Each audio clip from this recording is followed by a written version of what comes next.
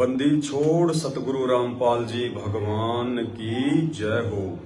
सत्साई भाई और बहनों, दया परमपिता परमेश्वर सतगुरु रामपाल जी भगवान की, जिनके शुभ आशीर्वाद से आज 27 अप्रैल 2024 आप और हम सभी सत्सेवक भाई बहन गुरुदेव भगवान के शुभ आशीर्वाद से छोटी सी साथ संगति के लिए Facebook page Pawan Das is live के माध्यम से एक दूसरे के साथ में रूबरू हैं। भाई और बहनों, मर्यादाओं को लेकर थोड़ी बहुत ज्ञान चर्चा गुरुदेव भगवान के आशीर्वाद से हम करने वाले हैं, और उससे पहले हम परमपिता परमेश्वर सतगुरु रामपाल जी भगवान की स्तुति करेंगे, उनका जयकारा लगाएंगे। बंदी छोड़ सतगुरु रामपाल जी भगवान की जय हो। परम पिता परमात्मा, सारी सृष्टि के रचनहार, कुल मालिक, असंख्य ब्रह्मांडों के स्वामी, जगत गुरु, तीनों लोकों में प्रवेश करके सबका पालन पोषण करने वाले राजाधिराज, आत्माधार, नाथों के नाथ, देवों के देव महादेव, सर्वेश्वर महेश्वर, मृत्युंजय, अजरो अमर, आदि अनादि सनातनी प्रभु, जगत पिता जगदीश्वर, श्री श्री 1008 की उपाधि के वास्तविक अधिकारी, अकाल मूरत शब्द स्वरूपी राम, वासुदेव, सर्वगतम ब्रह्म, परम पूज्य, प्रथम पूज्य, परम संत, परम पुरुष, परम धनी, परम दयालु, सत्य कबीर, हक्का कबीर, अल्लाहु कबीर, अल्लाहु अकबर, बाखबर, अल्लाह ताला, जगत के तारणहार, जगत के मुक्तिदाता, जगत के जगन्नाथ, हारे के सहारे, हिंदुओं के राम, मुसलमानों के अल्लाह, सिखों के वाहिगुरु, ईसाइयों के मसीह, दया के सागर दयानिधि, करुणा के सागर करुणानिधि, स्वयंभू परिभू, संकट मोचन, कष्ट हरण, मंगल करण, दुख भंजन, अविगत कबीर, निर्विकार निर्विषम परमात्मा, अलय अलेख सतगुरु, आदि अनादि सतगुरु, असली मर्यादा पुरुषोत्तम, असली राम, असली कृष्ण, असली मुरारी, असली घनश्याम, राजाओं के राजा, महाराजाओं के महाराजा, शहंशाहों के शहंशाह, सम्राटों के सम्राट, भगवानों के भगवान, अल्लाहों के अल्लाह, प्रभुओं के प्रभु, मसीहों के मसीह, सच्चे वाहिगुरु, बाबाओं के बाबा, पीरों के पीर, सेठों के सेठ, जगत सेठ, सावड़ सा सेठ, सर्वगुण संपन्न, अनंत कोटि कलाओं के स्वामी, अनंत कोटि ब्रह्मांडों के नायक, योगियों में महायोगी, ध्यानियों में महाध्यानी, सिद्धों में परम सिद्ध, ज्ञानियों में महाज्ञानी, परम ज्ञानी, तत्व ज्ञानी, ब्रह्म ज्ञानी, सर्वश्रेष्ठ ज्ञानी, युवा कबीर, समरथ कबीर, असमवात, अमित ओजा, सच्चे रहनुमा, करीम अल्लाह, सुभान अल्लाह, दुनिया के अंतिम पैगंबर, 8 सितंबर 1951 से गांव धनाना, जिला सोनीपत, हरियाणा, भारतवर्ष की पावन भूमि पे प्रकट रियल कल की भगवान, ब्रह्मा विष्णु महेश के दादाजी, सर्व आत्माओं के जनक, संत श्रोमणी सतगुरु रामपाल जी परमेश्वर जी के चरण कमल में अनंत कोटि दंडोत प्रणाम। सत्साई भाई और बहनों, दया पूज्य गुरुदेव भगवान की और सबसे बड़ी मेहर सतगुरु रामपाल जी भगवान की, जिन्होंने हम साध संगति से जुड़े हुए भगत भाई बहनों को अपनी विशेष रजा के योग्य बनाया। परमात्मा ने आप और हम सभी आत्माओं का ज्ञान योग खोला। इस कलयुग की बिचली पीढ़ी में परमेश्वर ने हमें मानव शरीर दिया। अरबों खरबों की जनसंख्या में से परमेश्वर ने हमें अपनी शरण में लिया, और अपनी शरण में लेने के बाद भी परमात्मा ने सबसे बड़ी जो रजा बख्शी है वो है साध संगति से जोड़ने की, क्योंकि परमात्मा का विधान है कि साध संगत हरि भक्ति बिन कोई न उतरे पार, निर्मल आदि अनादि है गंदा सब संसार। साध संगति से जुड़े बिना हम लाख जन्म भी परमात्मा की प्राप्ति के योग्य नहीं हो सकते। भले हमें पूर्ण परमात्मा मिल गए, उन्होंने हमें सत्य भक्ति दे दी, हर प्रकार की मान मर्यादाओं से अवगत करवा दिया, उसके बाद भी एक सबसे बड़ी कमजोरी, सबसे बड़ी एक कमी, जिस कमी के चलते असंख्य युगों से बार बार हमें इस पूर्ण परमेश्वर की प्राप्ति होने के बावजूद भी हम उस अविनाशी लोक सचखंड को प्राप्त नहीं कर पाए। और वो सबसे बड़ी हमारी जो कमी रहती है वो है अपने गुरुदेव को परमात्मा के रूप में स्वीकार ना करना। हर बार हम लोग यही गलतियां कर जाते हैं, गुरु को भगवान नहीं मान पाते। लोगों के कहने से, तरह तरह की बातें बनाने से या किसी जन्म में अक्सर ज्ञान ना होने की वजह से लोगों की बातों में आकर हम अपने गुरुदेव को परमात्मा नहीं मान पाते हैं। इस कमी को ये परमात्मा इस कलयुग की पिछली पीढ़ी में ही पूरी करवाता है। इसलिए परमात्मा साध संगतियां शुरू करवाता है। तो परमेश्वर ने 8 सितंबर 1951 को गांव धनाना, जिला सोनीपत, हरियाणा में प्रकट होकर अपने विधान अनुसार समय आने पर परमेश्वर ने हम सभी आत्माओं को जगाया। सत्संगों के माध्यम से अपनी आवाज लगा लगा के सभी अपने बच्चों को परमात्मा ने इकट्ठा किया, सबको अपना ज्ञान सुनाया, तत्व ज्ञान बताया। और आज हमारा सौभाग्य कि आज हम इस धरती के सबसे खुश नसीब इंसान हैं कि हमें पूर्ण परमात्मा नसीब है। आप और हमारा 84 लाख योनियों का महाकष्ट जो है वो कटने वाला है यदि हम पूर्णतया परमपिता परमेश्वर जी की मर्यादाओं में रहकर आजीवन उनके श्री चरण कमल में पड़े रहे तो। लेकिन भाई और बहनों, सबसे बड़ी बाधा जो बनेगी, सबसे बड़ा रोड़ा जो बनेगा उनके चरणों से दूर करने का, वो है मर्यादा, नियम। काल हर प्रकार से कोशिश करेगा, कुछ हमारी खुद की भी अज्ञानता रह जाएगी। गुरुदेव भगवान के सत्संगों को ना सुन पाने के चलते, जानकारी के अभाव में कुछ मर्यादा हम भी जो है तोड़ डालेंगे। तो हमने हर प्रकार की उन कमियों को दूर करना है। इस काल की सबसे बड़ी जो चाल है वो है हमारे को अपनी सूक्ष्म चाल के माध्यम से मर्यादाओं से दूर करना। तो काल की सूक्ष्म चाल से तो केवल हम परमात्मा के चरणों में पड़े रहकर उनके ज्ञान को आधार बनाकर हर प्रकार से उनसे विनती करके, उनसे प्रार्थना करके ही जो है बच सकते हैं। रही बात दूसरी अज्ञानता की, अपनी खुद की नासमझी की, तो नासमझी को हम गुरुदेव भगवान के सत्संगों को ज्यादा से ज्यादा सुनकर या फिर ज्यादा से ज्यादा साथ संगतियों का लाभ उठाकर ही जो है पूरा किया जा सकता है। दूसरा कोई तरीका नहीं है। तो भाई और बहनों, हम आपस में गुरु भगत भाई बहन हैं। हम सबका गुरु एक ही है, परमपिता परमेश्वर सतगुरु रामपाल जी भगवान। बाकी हम सब उनके शिष्य और उनकी शिष्याएं हैं, हम उनके बच्चे हैं। और आप और हमारा एक जो है एक वो कर्तव्य बनता है, एक फर्ज बनता है कि हम जब भी मिलें, जहां भी जाएं, ज्यादा से ज्यादा हम परमपिता परमेश्वर अपने गुरुदेव भगवान की महिमा में अपना समय जो है वो बिताएं। एक दूसरे भगत भाई बहन को समझाएं, यदि कोई कमी है उनके घर में, उनकी मर्यादाओं में, उनके भक्ति भाव में, तो हमारी जिम्मेदारी बनती है निर्भय होकर, निसंकोच होकर। हमें किसी प्रकार का कोई डर नहीं होना चाहिए, कोई भय नहीं होना चाहिए कि यदि मैं इस भगत जी को मैं इसकी ये कमियां बताऊंगा, इसके घर में मर्यादाओं को लेकर जो त्रुटियां हैं यदि मैं बताऊंगा तो कहीं मेरे से नाराज ना हो जाए, मेरे से बोलना चालना बंद ना कर दे, मुझे अनदेखा ना कर दे। तो देखिए, इन सब बातों का कोई महत्व नहीं है।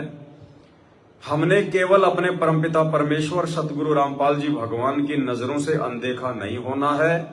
बाकी भगत चाहे हमें इज्जत दें, चाहे बेइज्जती करें, चाहे हमसे प्यार प्रेम से पेश आए, चाहे हमें अनदेखा करें, इन बातों को लेकर हमें कोई फर्क नहीं पड़ना चाहिए।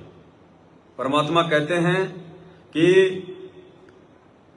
भाई जेता मीठा बोल ही और तेता संत ना होए, और खरी खरी बाता कहें संत कहावे सोए। परमात्मा और उनके बच्चों के लक्षण होते हैं कि वो किसी भी बात को तोड़ मरोड़ कर पेश नहीं करते हैं, मीठा लगाकर पेश नहीं करते हैं, क्योंकि उनका अपना कोई भी निजी स्वार्थ नहीं होता है। भगत अगर नाराज हो तो लाख बार हो जाए, समाज अगर नाराज हो तो लाख बार हो जाए, रिश्तेदार अगर नाराज हो तो लाख बार हो जाए, हमारा गुरु भगवान नाराज नहीं होना चाहिए। उसके लिए जो कमियां आपको जहां भी दिखाई दे, मर्यादाओं में, भक्ति भाव में, यदि हम किसी भगत के संपर्क में हैं, हम उसके घर पर आते हैं, जाते हैं, तो ये हमारी जिम्मेदारी बनती है कि हम उस भगत भाई बहन को भी समझाएं और उन कमियों को सार्वजनिक करके, जो सार्वजनिक करने योग्य हों, ताकि दूसरे भगत भाई बहनों को भी एक शिक्षा मिले। अगर वही कमियां, वही गलतियां यदि किसी दूसरे के भी घर में हैं, तो ये सोशल मीडिया के माध्यम से परमात्मा ने हमें जो ये फेसबुक दिया है, यूट्यूब दिया है, इसके माध्यम से हम एक दूसरे भगत भाई बहनों को भी समझाएं, जागरूक करें। क्योंकि मर्यादा बचेगी तो भगत बचेगा, और भगत बचेगा तो भगवान का मिशन जो है वो सफल होगा।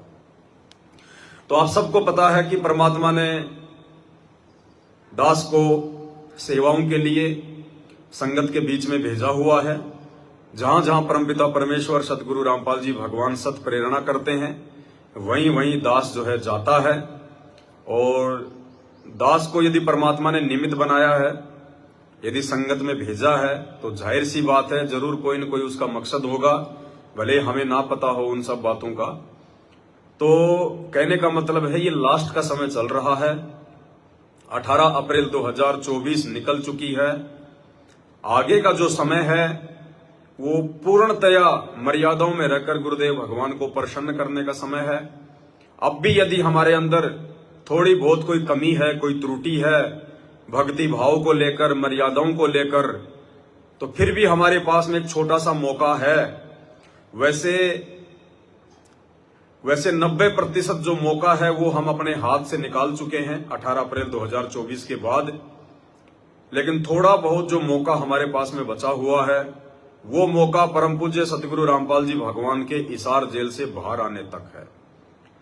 क्योंकि यदि हमने भगत बनना है, यदि हमने अपने गुरुदेव के हृदय में जगह बनानी है, यदि हमने सतलोक के लायक बनना है, तो अपने गुरुदेव भगवान के हिसार जेल से बाहर आने से पहले पहले हम बन सकते हैं। एक बार उनके जेल से बाहर आने के बाद चाहे आप कितनी मर्यादा निभा लेना, कितने आप अच्छे भगत बन के दिखा लेना, कितनी आप भक्ति कर लेना, आप जी वो वस्तु प्राप्त नहीं कर पाओगे जिस वस्तु की प्राप्ति के लिए हम आत्माएं युगों युगों से भटक रही हैं, यानी सतलोक। एक मौका दिया है परमात्मा ने अपने आप को हम आत्माओं से दूर करके 2014 बरवाला कांड के बाद। जिन आत्माओं ने अपने कर्म फोड़ने थे बरवाला कांड में, उन्होंने फोड़ लिए, और परमेश्वर ने अपने हंसों की, अपने बच्चों की परीक्षा लेनी थी, अपने से दूर कर कर शारीरिक रूप से। शब्द रूप में तो परमात्मा हम सब के साथ में, पल पल साथ में है, लेकिन शरीर रूप से परमेश्वर ने अपने आप को हम आत्माओं से दूर करके एक परीक्षा ले ली कि देखता हूं मैंने 20-22 वर्ष तक दिन रात एक करके जो अनमोल ज्ञान इन आत्माओं तक पहुंचाया है, ये ज्ञान इन आत्माओं के हृदय में समाया भी है या नहीं समाया है। जो मेरा होगा वो तो मेरे वचन पर चलेगा, जो काल का होगा वो देखा देखी में चलेगा, भेड़ चाल में चलेगा। तो सबको पता है 90% आत्माओं की छटनी हो चुकी है। जिन्होंने समझना था वो समझ चुके हैं, जिनको अपने आत्म कल्याण की टेंशन थी, जिनको भगवान चाहिए था, जिनको गुरु का ज्ञान समझ में आने के बाद अपना आत्म कल्याण करवाना था, वो आत्माएं समय रहते सात संगति से जुड़ चुकी थी। सात संगति से जुड़कर 90% उन आत्माओं ने अपने आप को तन मन से साफ सुथरा जो है वो बना लिया है, हर प्रकार की मर्यादाओं को फॉलो करके। और जो केवल देखा देखी वाले हंस थे, जो परमात्मा के हीरे मोती लाल नहीं थे, उन आत्माओं के ऊपर सात संगतियों की वीडियो का कोई असर नहीं पड़ा। उन्होंने कभी भी अपने गुरुदेव भगवान के वचनों को, नियम और मर्यादाओं को महत्व नहीं दिया।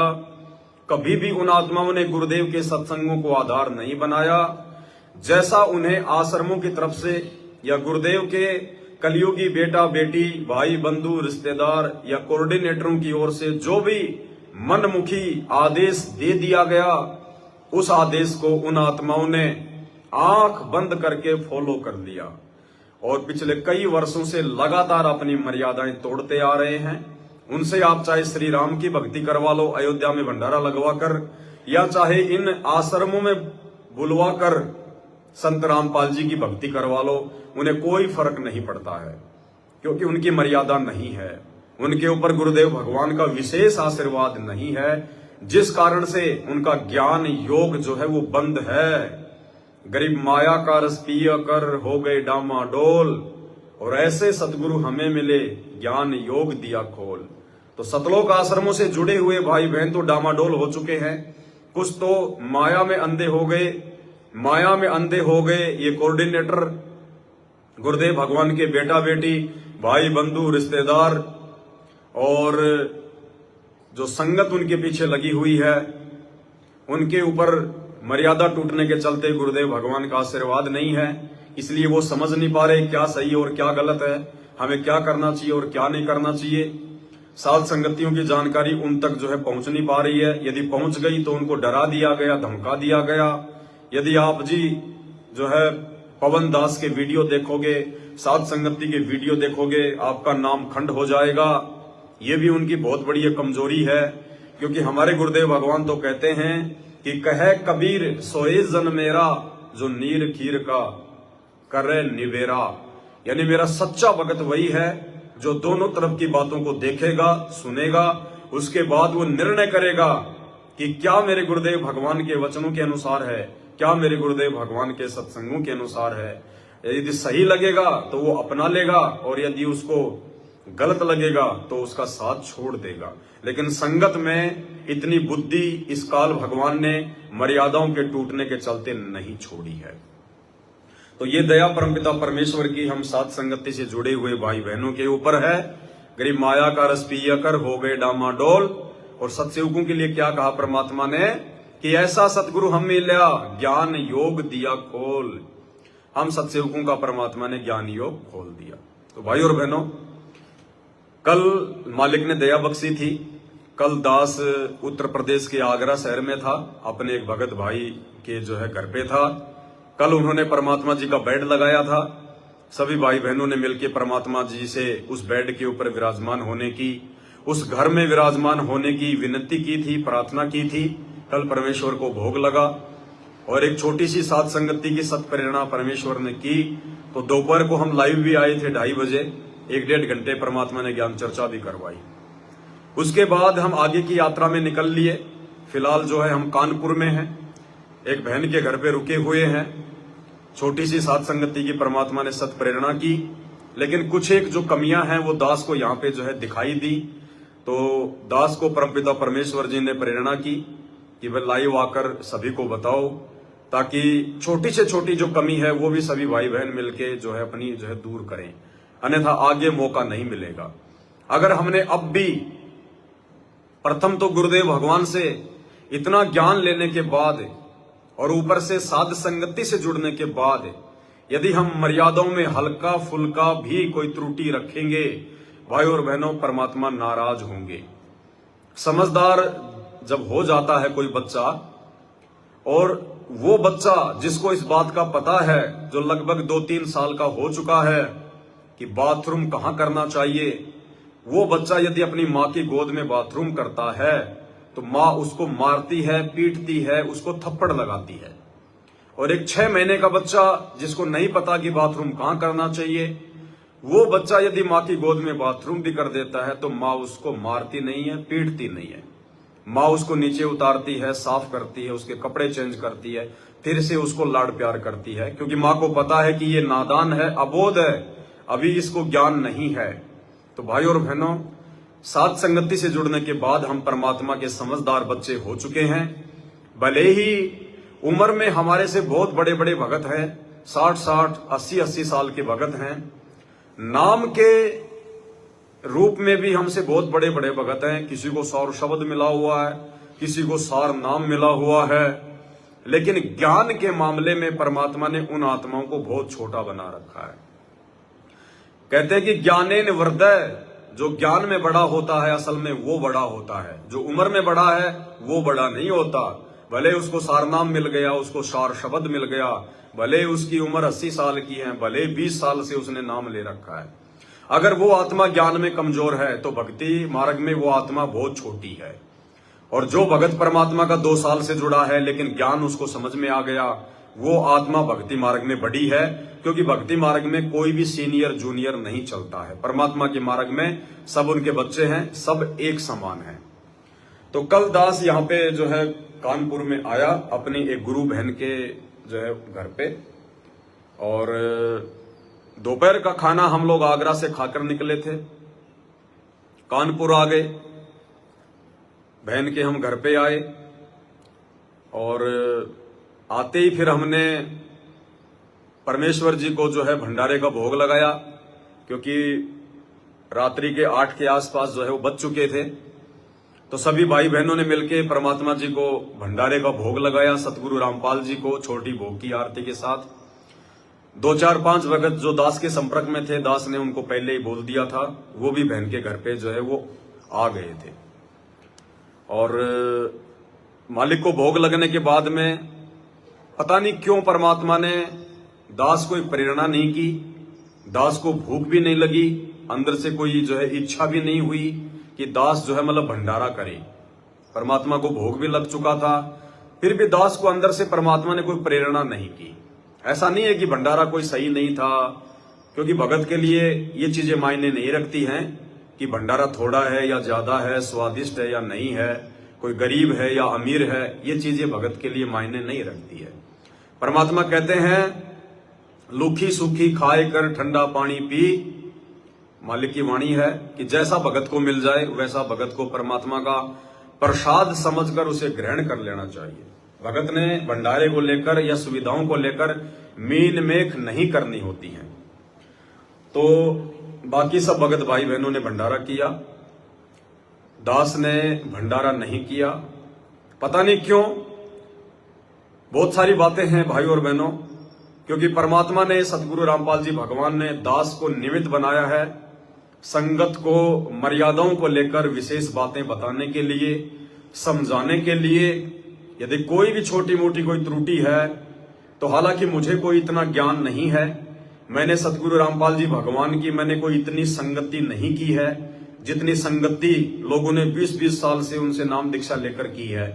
लोग आश्रम में उनके साथ में रहा करते थे, दिन में 50 बार उनको दंडवत किया करते थे, 20 बार उनसे आशीर्वाद लिया करते थे। बहुत सारी बातें जो सतगुरु रामपाल जी भगवान अपने सत्संगों में नहीं बता पाते हैं, वो बातें भी उनके साथ में रहने वाले भक्तों ने सुनी होंगी, लेकिन उसके बावजूद भी उन लोगों की बुद्धि ऑफ है। वो लोग संगत में ज्ञान चर्चा नहीं कर पाते हैं, मर्यादाओं को लेकर ना वो खुद जो है जागरूक है, ना भगत भाई बहनों को जगा पाते हैं। इस दास के ऊपर परमपिता परमेश्वर ने मेहर बख्शी। 12 अप्रैल 2013 को इस दास को सतगुरु रामपाल जी भगवान की शरण प्राप्त हुई। 18 नवंबर 2014 को बरवाला कांड हो गया, यानी मुश्किल से ये दास 1 साल ही सतगुरु रामपाल जी भगवान की संगति सतलोक आश्रम बरवाड़ा में कर पाया। और सतलोक आश्रम बरवाड़ा में भी हमें कभी सतगुरु रामपाल जी भगवान से बात करने का मौका नहीं मिला। भाई किसी भाई की ये मन में शंका हो कि पवन भगत तो संत रामपाल जी के साथ में रहा होगा, इसलिए इसको इतना ज्ञान है मालिक की दया से, नहीं। हमें इतना भी मौका नहीं मिला कि हम गुरुजी से 2 मिनट भी हम बात कर पाए। 2 मिनट भी बात करने का हमें परमेश्वर से मौका नहीं मिला। आम संगत की तरह जाया करते थे, छोटी मोटी दास को बाथरूम की सेवा मिली हुई थी, बाथरूम की सेवा कर लिया करते थे, बाथरूम वगैरह साफ कर लिया करते थे। आम संगत की तरह लाइन में लगकर परमात्मा जी के जो है दर्शनों के लिए जाया करते थे, उनका आशीर्वाद ले लिया करते थे। वैसे 2 मिनट भी परमात्मा जी से बैठकर कभी बातचीत करने का मौका नसीब नहीं हुआ। उसके बाद बरवाला कांड हो गया, परमात्मा हम सबसे दूर हो गए।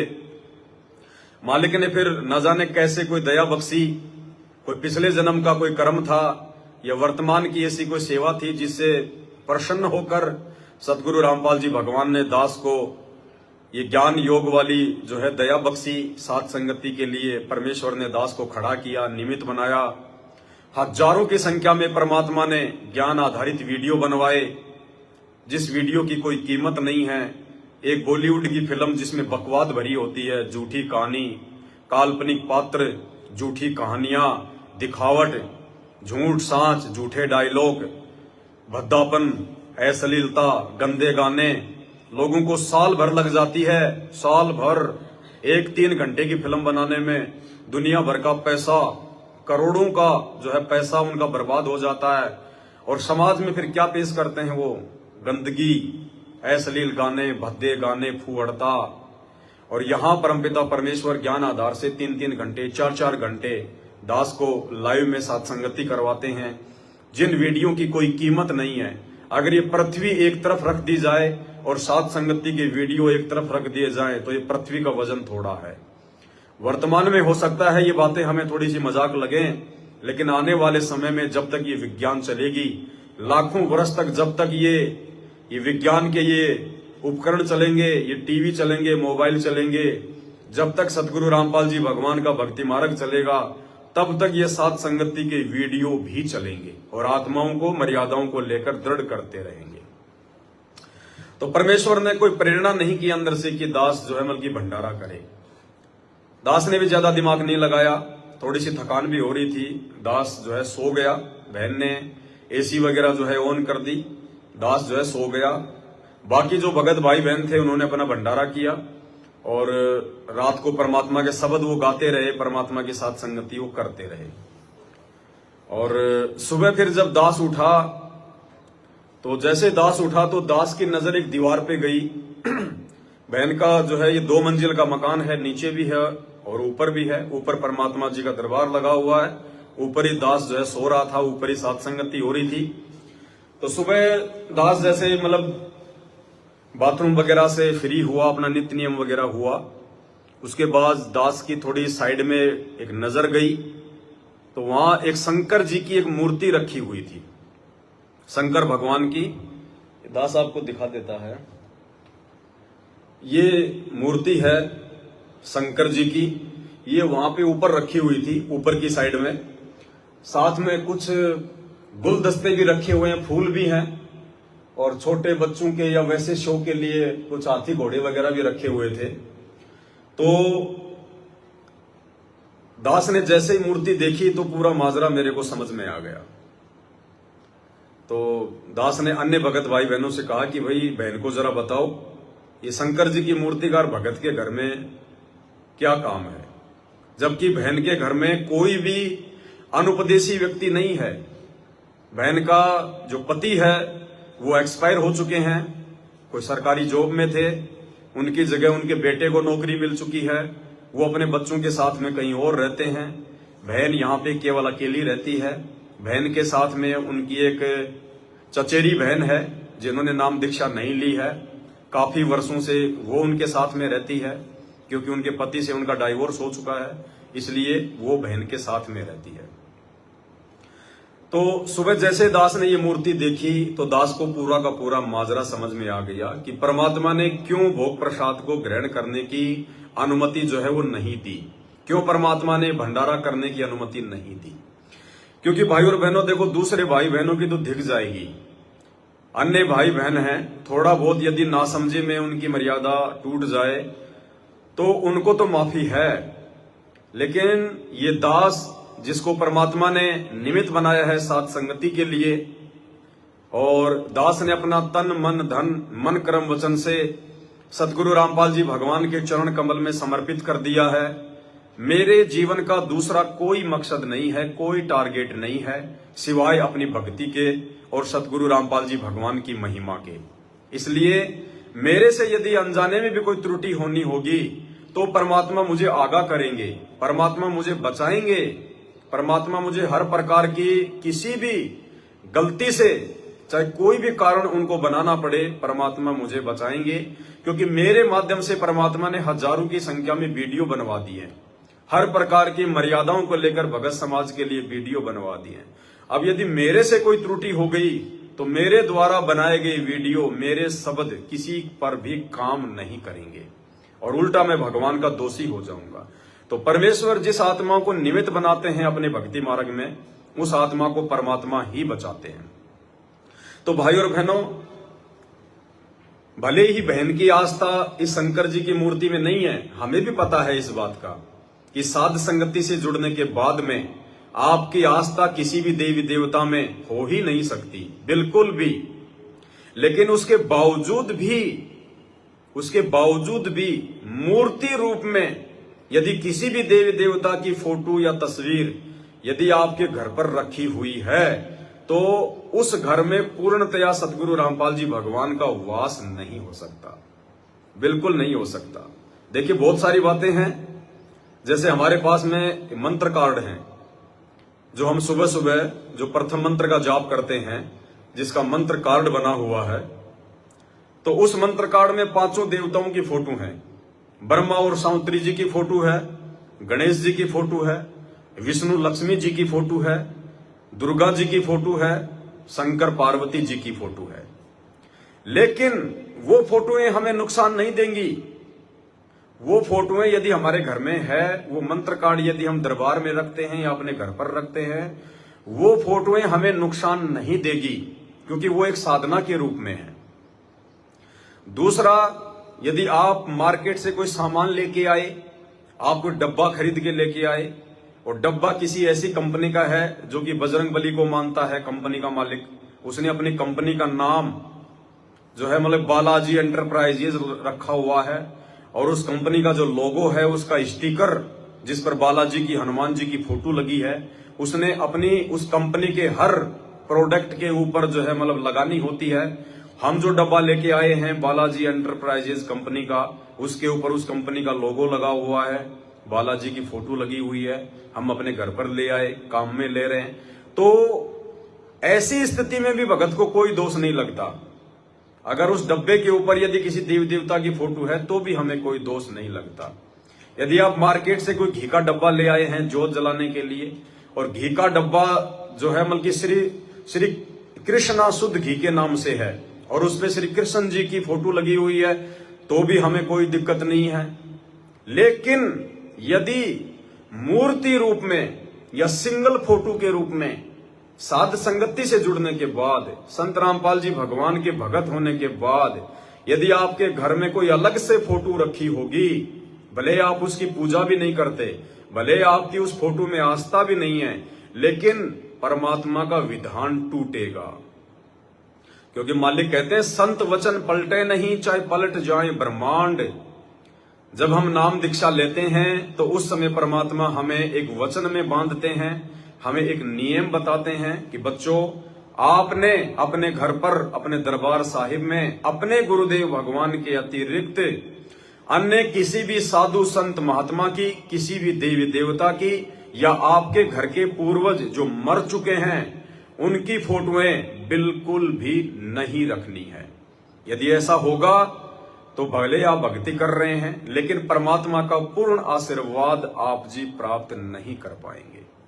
तो भाई और बहनों, विशेषकर साध संगति से जुड़ने के बाद, और जिस घर में पाठ प्रकाश की वाणियां चल रही हों, क्योंकि बहन ने भी पाठ प्रकाश की वाणियां मंगवाई हैं, यहां भी परमात्मा के दरबार में 24 घंटे अखंड वाणियां पाठ प्रकाश की पूज्य गुरुदेव भगवान के मुख कमल से जो है वो चल रही हैं। उसके बाद यदि उस घर में मूर्ति रूप में या फोटो रूप में यदि कोई भी ऐसी सामग्री रखी होगी तो वहां पे परमात्मा का पूर्ण आशीर्वाद नहीं होगा। भले हम परमात्मा को भोग लगाएं, रोज भोग लगाएं, परमेश्वर उस भोग को स्वीकार नहीं करेंगे, क्योंकि ये कोई अनजाने की गलती नहीं है। ऐसा नहीं है कि बहन को ये फोटो का मालूम नहीं था कि यहाँ पे एक मूर्ति रखी हुई है, क्योंकि बहन का घर है, उन्हें तो अच्छे से पता होना चाहिए। वो तो दिन में 5 बार ऊपर आती हैं, नीचे जाती हैं, भाई इस फोटो को बहन की नजर भी पड़ती होगी, उसके बावजूद भी उन्होंने इस फोटो को नहीं हटाया। तो कहीं ना कहीं ये हमारे अंदर थोड़ी बहुत ज्ञान की कमी है। गुरुजी के प्रति आस्था खूब है, गुरुजी के प्रति श्रद्धा ठीक है, मर्यादाओं को लेकर अपनी चिंता ठीक है, लेकिन कहीं न कहीं ये ज्ञान की ही थोड़ी बहुत ये कमी समझी जाएगी, अन्यथा भगत को ये सहन हो ही नहीं सकता, बिल्कुल सहन नहीं हो सकता भगत को। जैसे माता पिता यदि अपने होशो हवास में हैं, माता पिता यदि पागल नहीं हैं, और यदि उनका छोटा 2 साल का बच्चा जो घुटने चलता है वो खेल रहा है, जहां बच्चा खेलता है वहां पर यदि कोई चाकू पड़ा हो, कोई नुकीली वस्तु पड़ी हो और माता पिता यदि होश में हैं तो झट से उस चाकू को उठाकर बच्चे से दूर रखेंगे, क्योंकि उनको पता है कि बच्चा नादान है। यदि चाकू को गलती से हाथ लगा लिया बच्चे की उंगली कट जाएगी। और माता पिता ने शराब पी रखी है या माइंडली वो पागल हैं तो उन्हें कोई फर्क नहीं पड़ता कि बच्चा गिरे या चक्कू गिरे, कहां पड़ा हुआ है, कौन कटेगा कौन बचेगा। तो भाई और बहनों, इसी प्रकार यदि हम जागरूक हैं, ज्ञान यदि हमें संत रामपाल जी का समझ में आ गया है, हृदय में समा चुका है, अपने जीवन का मकसद हमें समझ में आ चुका है, किन बातों को लेकर भगवान नाराज होते हैं, किन बातों को लेकर भगवान जो है प्रसन्न होते हैं, यदि सारी बातें हमारे दिमाग में आ चुकी हैं तो भाई और बहनों, हम इन फोटोओं को अपने घर पर नहीं रख सकते। परमात्मा ने कह रखा है सहसम्मान, हमने फेंकना नहीं है इनको ऐसे। हालांकि इसमें कोई शंकर भगवान नहीं बैठा, कोई इस मूर्ति में कोई भगवान नहीं बैठा हुआ है। भाई परमात्मा कहते हैं कि पत्थर पूजे हरि मिले तो मैं पूजूं पहाड़, इससे तो चाकी भली जो पीस खाए संसार। भक्ति बिना नर खर एक है, जिन हरि पद नहीं जाना, पूर्ण ब्रह्म की परख नहीं रे, पूज मरे पाषाणा। पत्थर पूज पूज के मर गए और पूर्ण परमात्मा की पहचान भी नहीं। तो बहन की कोई आस्था नहीं है, लेकिन फिर भी ज्ञान आधार यही कहता है कि हमने गुरुदेव के प्रत्येक वचन को फॉलो करना है। इस फोटो को बहन ने हटा देना चाहिए था, लेकिन उनके अंदर से ये चेतना नहीं हुई। तो इसके भी बहुत सारे रीजन हो सकते हैं, क्योंकि हो सकता है परमात्मा ने दास को यहां भेजकर डायरेक्टली बहन को ये संदेशा देना था, और इस घटना के माध्यम से लाइव आकर हजारों भगत भाई बहनों तक भी हो सकता है जो है पूज्य गुरुदेव भगवान ने अपनी प्यारी संगत में भी एक वीडियो बनवाकर संदेश जो है भिजवाना था कि यदि कोई और भगत भाई बहन भी जाने अनजाने में इस प्रकार की कोई त्रुटि अपने घर पर कर रहे हैं तो वो भी अपनी त्रुटियों को ठीक कर लो, अन्यथा परमात्मा नाराज होंगे। और अब यदि परमात्मा नाराज हो गए तो आगे उनको खुश करने का दूसरा हमारे पास में कोई साधन नहीं बचेगा। तो उसके बाद में बहन ने तुरंत ये बात को स्वीकार कर लिया और बहन ने इस फोटो को, शंकर जी की फोटो को बाथरूम में जाकर रख दिया। हमने बाथरूम में भी नहीं रखना है, हमने इसको छत पर एक कोने में भी नहीं रखना है, हमने इस फोटो को अपने घर पर रखना ही नहीं है, चाहे मूर्ति हो चाहे फोटो हो। हमने या तो सहसम्मान बहते हुए पानी में इसको जल प्रवाह कर देना है। जब भी हमारा कहीं आना जाना हो और बहता हुआ किसी नहर या नदी का पानी है, वहां हमने इसको डाल देना है, जल प्रवाह कर देना है। या आप इसको कहीं भी, आप किसी मंदिर में या किसी पार्क में, कहीं भी जहां भी उनका कोई स्थान होता है, कोई बढ़िया पीपल का पेड़ होता है, वहां जाके हम इसको रख के आ जाएं। हमने अपने घर पर इस फोटो को नहीं रखना है बिल्कुल भी। तो परमात्मा ने दास को कल ये प्रेरणा नहीं की, क्योंकि जब तक भगत के घर में थोड़ी भी त्रुटि होगी, विशेषकर सात संगति से जुड़े हुए भगत भाई बहनों के घरों में, हम चाहे कितना ही भोग लगा लें, कितना ही कुछ कर लें, परमात्मा उस भोग को स्वीकार नहीं करेगा। क्योंकि परमात्मा आपके भोग का भूखा नहीं है, परमात्मा आपके भोग का भूखा नहीं, परमात्मा आपके भाव का भूखा है। और भाव उसी समय बनेंगे जब हमें ज्ञान होगा। दूसरी बात, बहुत सारे भगत भाई बहन ऐसे भी हैं जिन्होंने अपने परिवार में अकेले ही उपदेश लिया हुआ है। उसका पति नहीं मानता तो किसी की जो है वो पत्नी नहीं मानती, तो किसी के सास ससुर नहीं मानते, और वो अकेला ही अपने घर में भक्ति कर रहा है संत रामपाल जी की। उसने अपना दरबार लगा रखा है, और बाकी जो परिवार वाले हैं वो अन्य सभी देवी देवताओं की पूजा भी करते हैं। देवी देवताओं को उन्होंने अपना दरबार भी लगा रखा है, फोटोएं भी लगा रखी हैं, मूर्तियां भी रखी हुई हैं।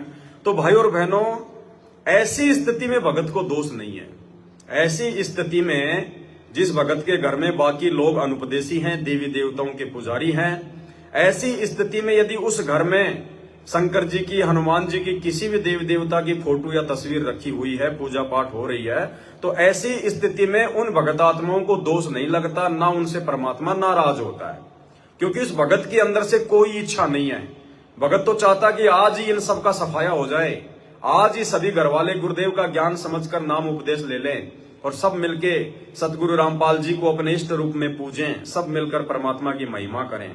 लेकिन उस भगत ने सावधानी रखनी होगी, जहां उसका दरबार लगा हुआ है यदि उसको एक कमरा कोई अलग से मिला हुआ है, उस कमरे में, उस दरबार में उस भगत ने अपने गुरुदेव के अलावा कोई देवी देवता की फोटो, किसी भी अन्य अपने पूर्वज की फोटो नहीं रखनी है। बाकी अगर वो परिवार वाले नहीं मानते हैं तो परमात्मा कहते हैं, कबीरा तेरी झोपड़ी गलकटियन के पास, जो करेगा सो भरेगा, तू क्यों भया उदास। उस भगत को ऐसी स्थिति में दोष नहीं लगता है। इसके अलावा भाई और बहनों, जो गुलदस्ते रखे हुए हैं, दास आपको थोड़ा सा दिखा देता है, कहीं सोचो कि भाई भगत जी ऐसी मजाक कर रहा है। ये देखो ऊपर, ये देखिए, यहीं पे शंकर जी की फोटो रखी हुई थी और यहाँ पे आप जी फूलों के गुलदस्ते देख रहे हैं दो, साथ में ये हाथी घोड़े बंदर देख रहे हैं जो कि शो के लिए रखे हुए हैं। तो भाई और बहनों, हम परमेश्वर सतगुरु रामपाल जी भगवान के बच्चे हैं, हमें असली भगवान प्राप्त है, हम उनकी असली मर्यादा फॉलो कर रहे हैं, हमें उनके द्वारा बख्शीश असली भक्ति प्राप्त है, शास्त्र अनुकूल असली भक्ति प्राप्त है। उन्होंने हमारे को असली भगत बना दिया है। अब नकली का हमारे घर में कोई स्थान नहीं होना चाहिए। हमने अपने घर पर किसी भी प्रकार का कोई जो है गुलदस्ता वगैरह नहीं रखना है।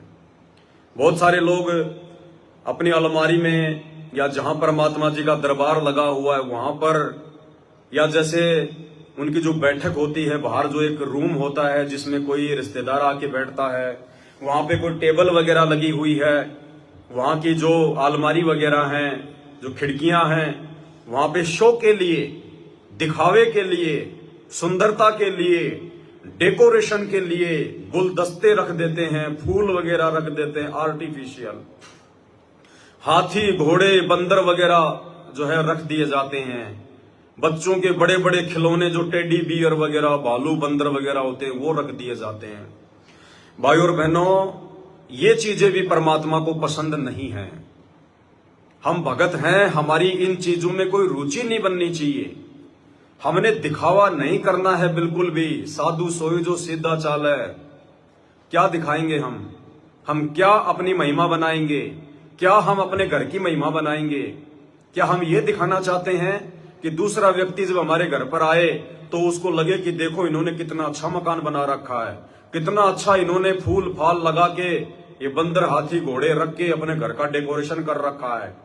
हमने दुनिया को खुश नहीं करना, दुनिया को जो है प्रसन्न नहीं करना। साधु सोई जो सीधा चाल है, हमने सीधे साधे तरीके से अपना जीवन यापन करना है। भगत की सुंदरता हार श्रृंगार से नहीं होती है, डेकोरेशन से नहीं होती है, हाथी घोड़े से नहीं होती है, फूल और गुलदस्ते से नहीं होती है। भगत की सुंदरता उसके विचारों से होती है, उसके अच्छे सुकर्मों से होती है। भगत यदि भक्ति करेगा, मर्यादा में रहेगा, तो उसकी सुंदरता होगी। आज आप मीराबाई को देख लीजिए, कब मीराबाई ने सोने चांदी के गहने पहने, कब मीराबाई ने महंगे महंगे वस्त्र पहने, कब मीराबाई ने डेकोरेशन किया, फूलों से अपना कमरा सजाया, अपना दरबार सजाया। आज वो मीराबाई सबके दिलों में बैठी हुई है, सम्मान रूप में, जो है आदर के रूप में। मीराबाई के समय में ना जाने कितने राजा महाराजा थे, कितने पैसे वाले लोग थे, आज उनको कोई नहीं जानता, वो मर गए। लेकिन मीराबाई को आज बालक बालक जानता है, बच्चा बच्चा जानता है। और परमात्मा कहते हैं जब तक सूरज चांद रहेगा परमात्मा के भक्तों का नाम रहेगा। तो ये सुंदरता, ये महिमा भाई और बहनों परमात्मा की भक्ति से, भगत के सादेपन से, भगत के सीधेपन से होगा।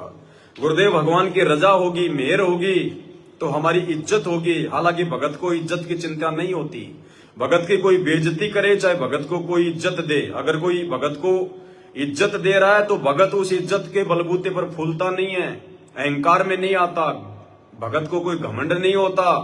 और भगत की यदि कोई बेइज्जती कर दे तो भगत नाराज नहीं होता, भगत मायूस नहीं होता, भगत उससे राग द्वेष नहीं करता।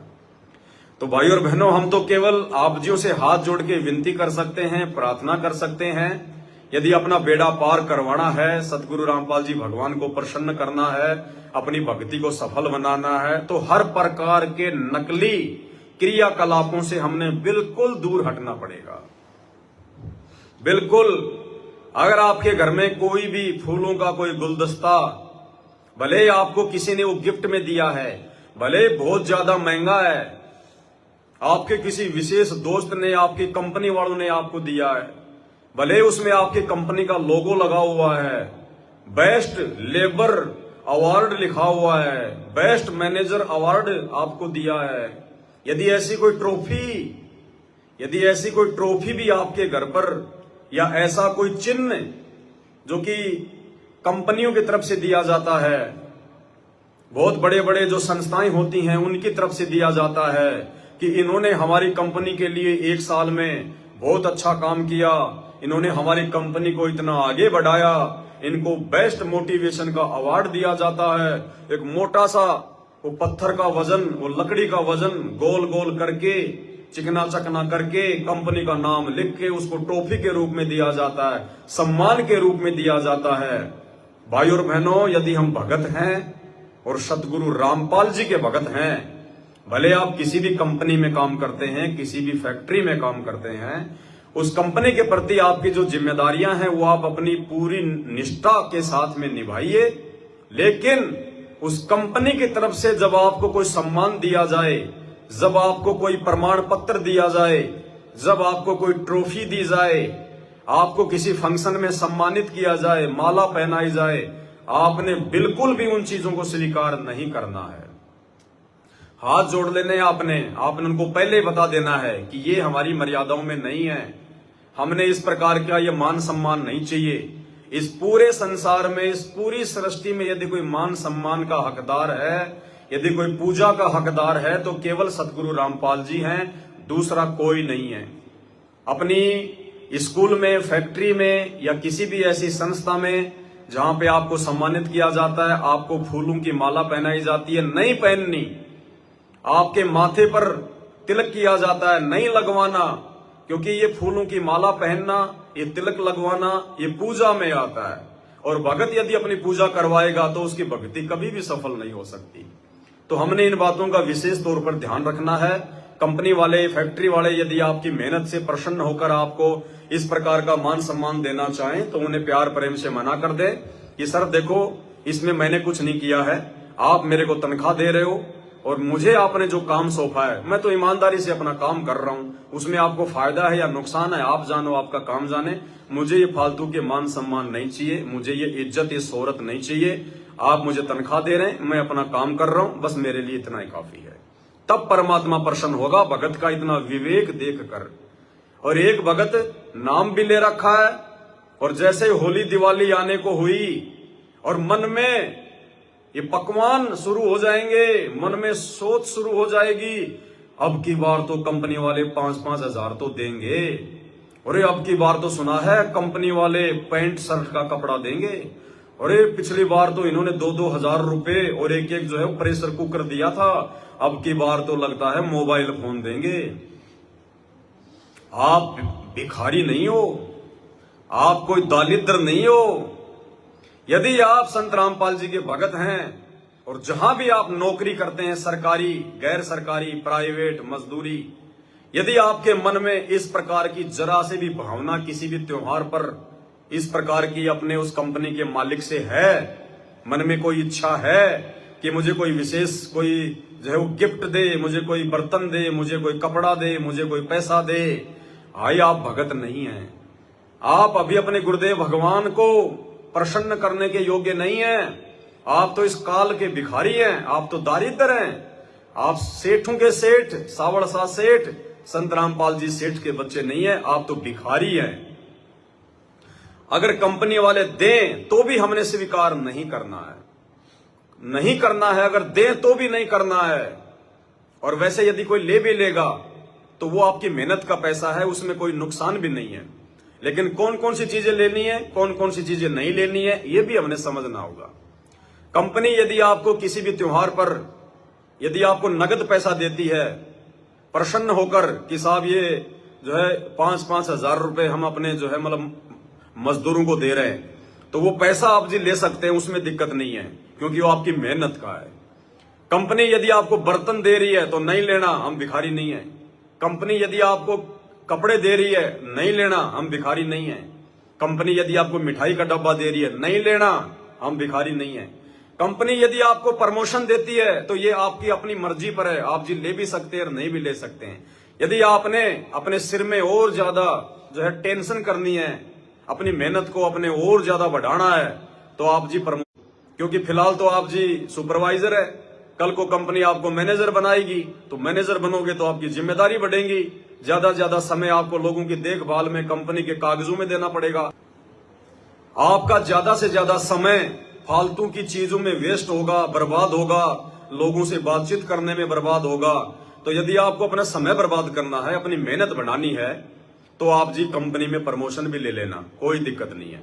और ये आपको लगता है कि मेरा गुजारा बहुत बढ़िया हो रहा है, मुझे ज्यादा ऊपर नहीं बढ़ना है, ज्यादा ऊपर बढ़ूंगा मेरी भक्ति कम होगी, हो सकता है मेरी कोई मर्यादा भी टूट जाए, मैनेजर बन के फिर मुझे बहुत सारे लोगों को पता नहीं मुझे क्या क्या देना पड़ेगा, क्या क्या लेना पड़ेगा, तो आप जी को प्रमोशन भी लेने की जरूरत नहीं है, इंक्रीमेंट भी लेने की जरूरत नहीं है। ये आपकी अपनी इच्छा के ऊपर निर्भर है, आपके अपने विवेक और बुद्धि के ऊपर निर्भर करता है।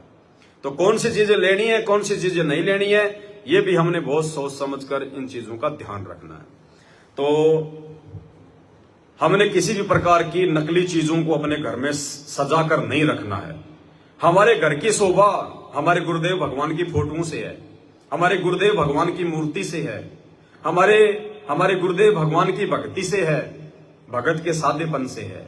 वो हाथी, घोड़े, बंदर, फूल, गुलदस्ते, वो ट्रॉफी, वो मेडल बहुत सारे लोग अपनी दीवारों पर टांग के रखेंगे कि बाहर का कोई व्यक्ति आके देखेगा, अरे वाह तुम्हें तो राष्ट्रपति अवार्ड मिला हुआ है, अरे वाह तुम तो राष्ट्रपति गोविंद नाथ के साथ में फोटो खिंचवा रखी है। भाई और बहनों, इस भक्ति मार्ग में परमात्मा कहते हैं कदम कदम पर नियम है, कदम कदम पर। केवल वही नियम नहीं है जो गुरुदेव ने हमारे को एक फार्म पर लिखकर दे दिए, या 11 सूत्रीय नियम, 21 सूत्रीय नियम ज्ञान गंगा में लिखकर दे दिए, या सतनाम के समय 34 नियम दे दिए, खाली उतने ही पर्याप्त नहीं है।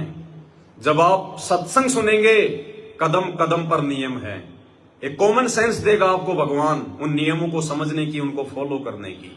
कदम कदम पर नियम है। ये काल कदम कदम पर चाल चलता है मर्यादा तोड़वाने के लिए, तो परमात्मा ने भी ज्ञान इसीलिए दिया है कि कदम कदम पर नियम है भक्ति मार्ग में, जब तुम सत्संग सुनते चले जाओगे। तो बहुत सारे भाई बहन जो आर्मी से रिटायरमेंट होके आते हैं, जो फौज की नौकरी करके आते हैं और नाम भी ले रखा है, उनकी भक्तमती ने भी नाम ले रखा है, अब वो क्या करेगा? बहुत सारे भाई बहन तो फौज से बंदूक का लाइसेंस लेके आएंगे, साथ में वहां से एक जो है बंदूक भी लेके आएंगे, या कोई जो है वो तलवार लेके आएगा, ढाल लेके आएगा। बहुत सारी फोटोएं उस समय की अपने लेफ्टिनेंट के साथ में, अपने जो भी उनकी जो रैंक होती है बड़ी बड़ी, उन लोगों के साथ में जो ग्रुप फोटो होती है उनकी साथियों की, कि जब मैं फौज में लगा था और जब मैं फौज में मैं ट्रेनिंग करता था, तो देखो इस फोटो में ये जितने भी लोग हैं जिन्होंने सफेद सफेद टी शर्ट पहन रखी है, खाकी खाकी पैंट पहन रखी है, ये सभी मेरे बैच वाले हैं, मेरे साथी हैं। और जो बीच में खड़ा हुआ है ये हमारा लेफ्टिनेंट है, ये हमारा मैनेजर है, ये हमारा गवर्नर है, ये हमारा कर्नल और जनरल है। ये देखो पहले मैं इतना हट्टा कट्टा था, मेरी बॉडी मेरे डोले सोले, मैं पहले ऐसे सुबह सुबह 4 बजे उठ के दौड़ता था, ये देखो मेरी उस समय जब मैं एक्सरसाइज करता था, मैं पीटी करता था। अगर आप भगत बन गए हैं संत रामपाल जी के, तो आपके घर में, आपके चौबारे में, आपके घर की दीवारों पर यदि आपने वो बंदूक टांग रखी है, यदि आपने उस प्रकार की कोई फोटोएं टांग रखी हैं, यदि आपने वो तलवार और ढाल टांग रखी हैं, उनको हटा देना और कोशिश करो उन फोटोओं को अपने घर से निकाल दो, उन फोटोओं को फाड़ के फेंक दो, उन फोटोओं को जला दो, उस बंदूक को तोड़ दो। वो बंदूक है, अगर कभी तुम्हारी मर्यादा टूट गई निकट भविष्य में, और कभी यदि वो काल की प्रेरणा हो गई, तो भाई वो बंदूक है, वो फूल नहीं बरसाएगी, वो जब भी चलेगी किसी का नुकसान करेगी। परमात्मा ने क्या बताया हमारे को एक सत्संग में, मध्य प्रदेश के 2 भगत परमात्मा से नाम दीक्षा लेकर गए, पूरा परिवार उपदेश लेकर गया। मध्य प्रदेश का राजपूत परिवार से थे, उनका इंटरव्यू परमात्मा ने उस परिवार को सामने खड़ा रख के दिलवाया। नाम लेकर चले गए, घर पर जाकर दोनों भाइयों का जमीन को लेकर झगड़ा हो गया। एक भाई के पास में तो 12 बोल की बंदूक, एक के पास में पता नहीं 8 बोल की बंदूक है। बड़े भाई ने छोटे भाई के ऊपर 12 बोल की बंदूक से हमला कर दिया। उसी समय सतगुरु रामपाल जी भगवान ने तुरंत वहां प्रकट होकर वो गोली अपने हाथ में पकड़ ली। बड़े भाई को ये सब कुछ दिखाई दे गया, छोटे को दिखाई नहीं दिया कि संत रामपाल जी ने जो गोली तेरी तरफ आ रही थी उसको पकड़ लिया। उस बड़े भाई को जिसने गोली चलाई थी राघवेंद्र ने, उसको दिखाई दे गए सतगुरु रामपाल जी अपने हाथ में वो गोली जो है वो लेते हुए। बड़ा भाई तो दौड़ लिया वहां से और जाके गांव में कोई दूसरा भगत था उसको बताया कि भाई मेरे साथ तो ऐसा ऐसा हुआ, हमारा जो जमीन का झगड़ा चल रहा है, मैंने छोटे भाई पर जो है वो गोली मारी, तो भाई बीच में सतगुरु रामपाल जी भगवान आकर उन्होंने गोली पकड़ ली। और मुझे डर इस बात का है कि छोटे भाई के पास में भी मेरे से बड़ी बंदूक है और अब वो मुझे जान से मारेगा, मुझे छोड़ेगा नहीं। इस डर से वो भाग गया वहां से। लेकिन उनका जो है बीच बचाव उनका जो है करवाया गया। जब उस भगत को इस बात का मालूम पड़ा कि मुझे मेरे गुरुजी ने बचा लिया है तो मैं क्यों मारूं उसको, फिर बाद में वो पूरा परिवार सतगुरु रामपाल जी भगवान के सत्संग सुनने के लिए सतलोक आश्रम बरवाला में आया। उस समय उन्होंने माफी मांगी, अपनी जो गलतियां थी उन्होंने वो सुधारी और वापस जाके अपनी भक्ति पर लगे। तो भाई और बहनों, भले हम भगत हैं लेकिन मर्यादा अगर टूट गई तो वो बंदूक जिंदगी में फूल नहीं बरसाएगी, वो नुकसान ही करेगी। वो एक मान बढ़ाई का सूचक है। जब तक आपके घर में वो बंदूक रहेगी, आपके घर पर वो बंदूक रहेगी, जब तक आपके घर में वो फोटोएं रहेंगी, वो फोटोएं चाहे आपकी आर्मी की हो, चाहे आपकी वो पुलिस के समय की हो, वो फोटोएं चाहे आप बहुत बड़े कोई पहलवान थे आपकी पहलवानी की हो, वो फोटोएं चाहे आपके छोटे छोटे बच्चों की हो, वो फोटोएं चाहे आपकी शादी का कोई एल्बम हो, जब तक आपके घर में रहेगा आपके लिए वो काल है, काल। आपके शादी की डीवीडी सीडी है उसको भी तोड़ दो, नष्ट कर दो, फेंक दो। कभी न कभी काल मन में प्रेरणा करेगा, चलो यार आज तो अपने बच्चों की फोटोएं देख लेते हैं।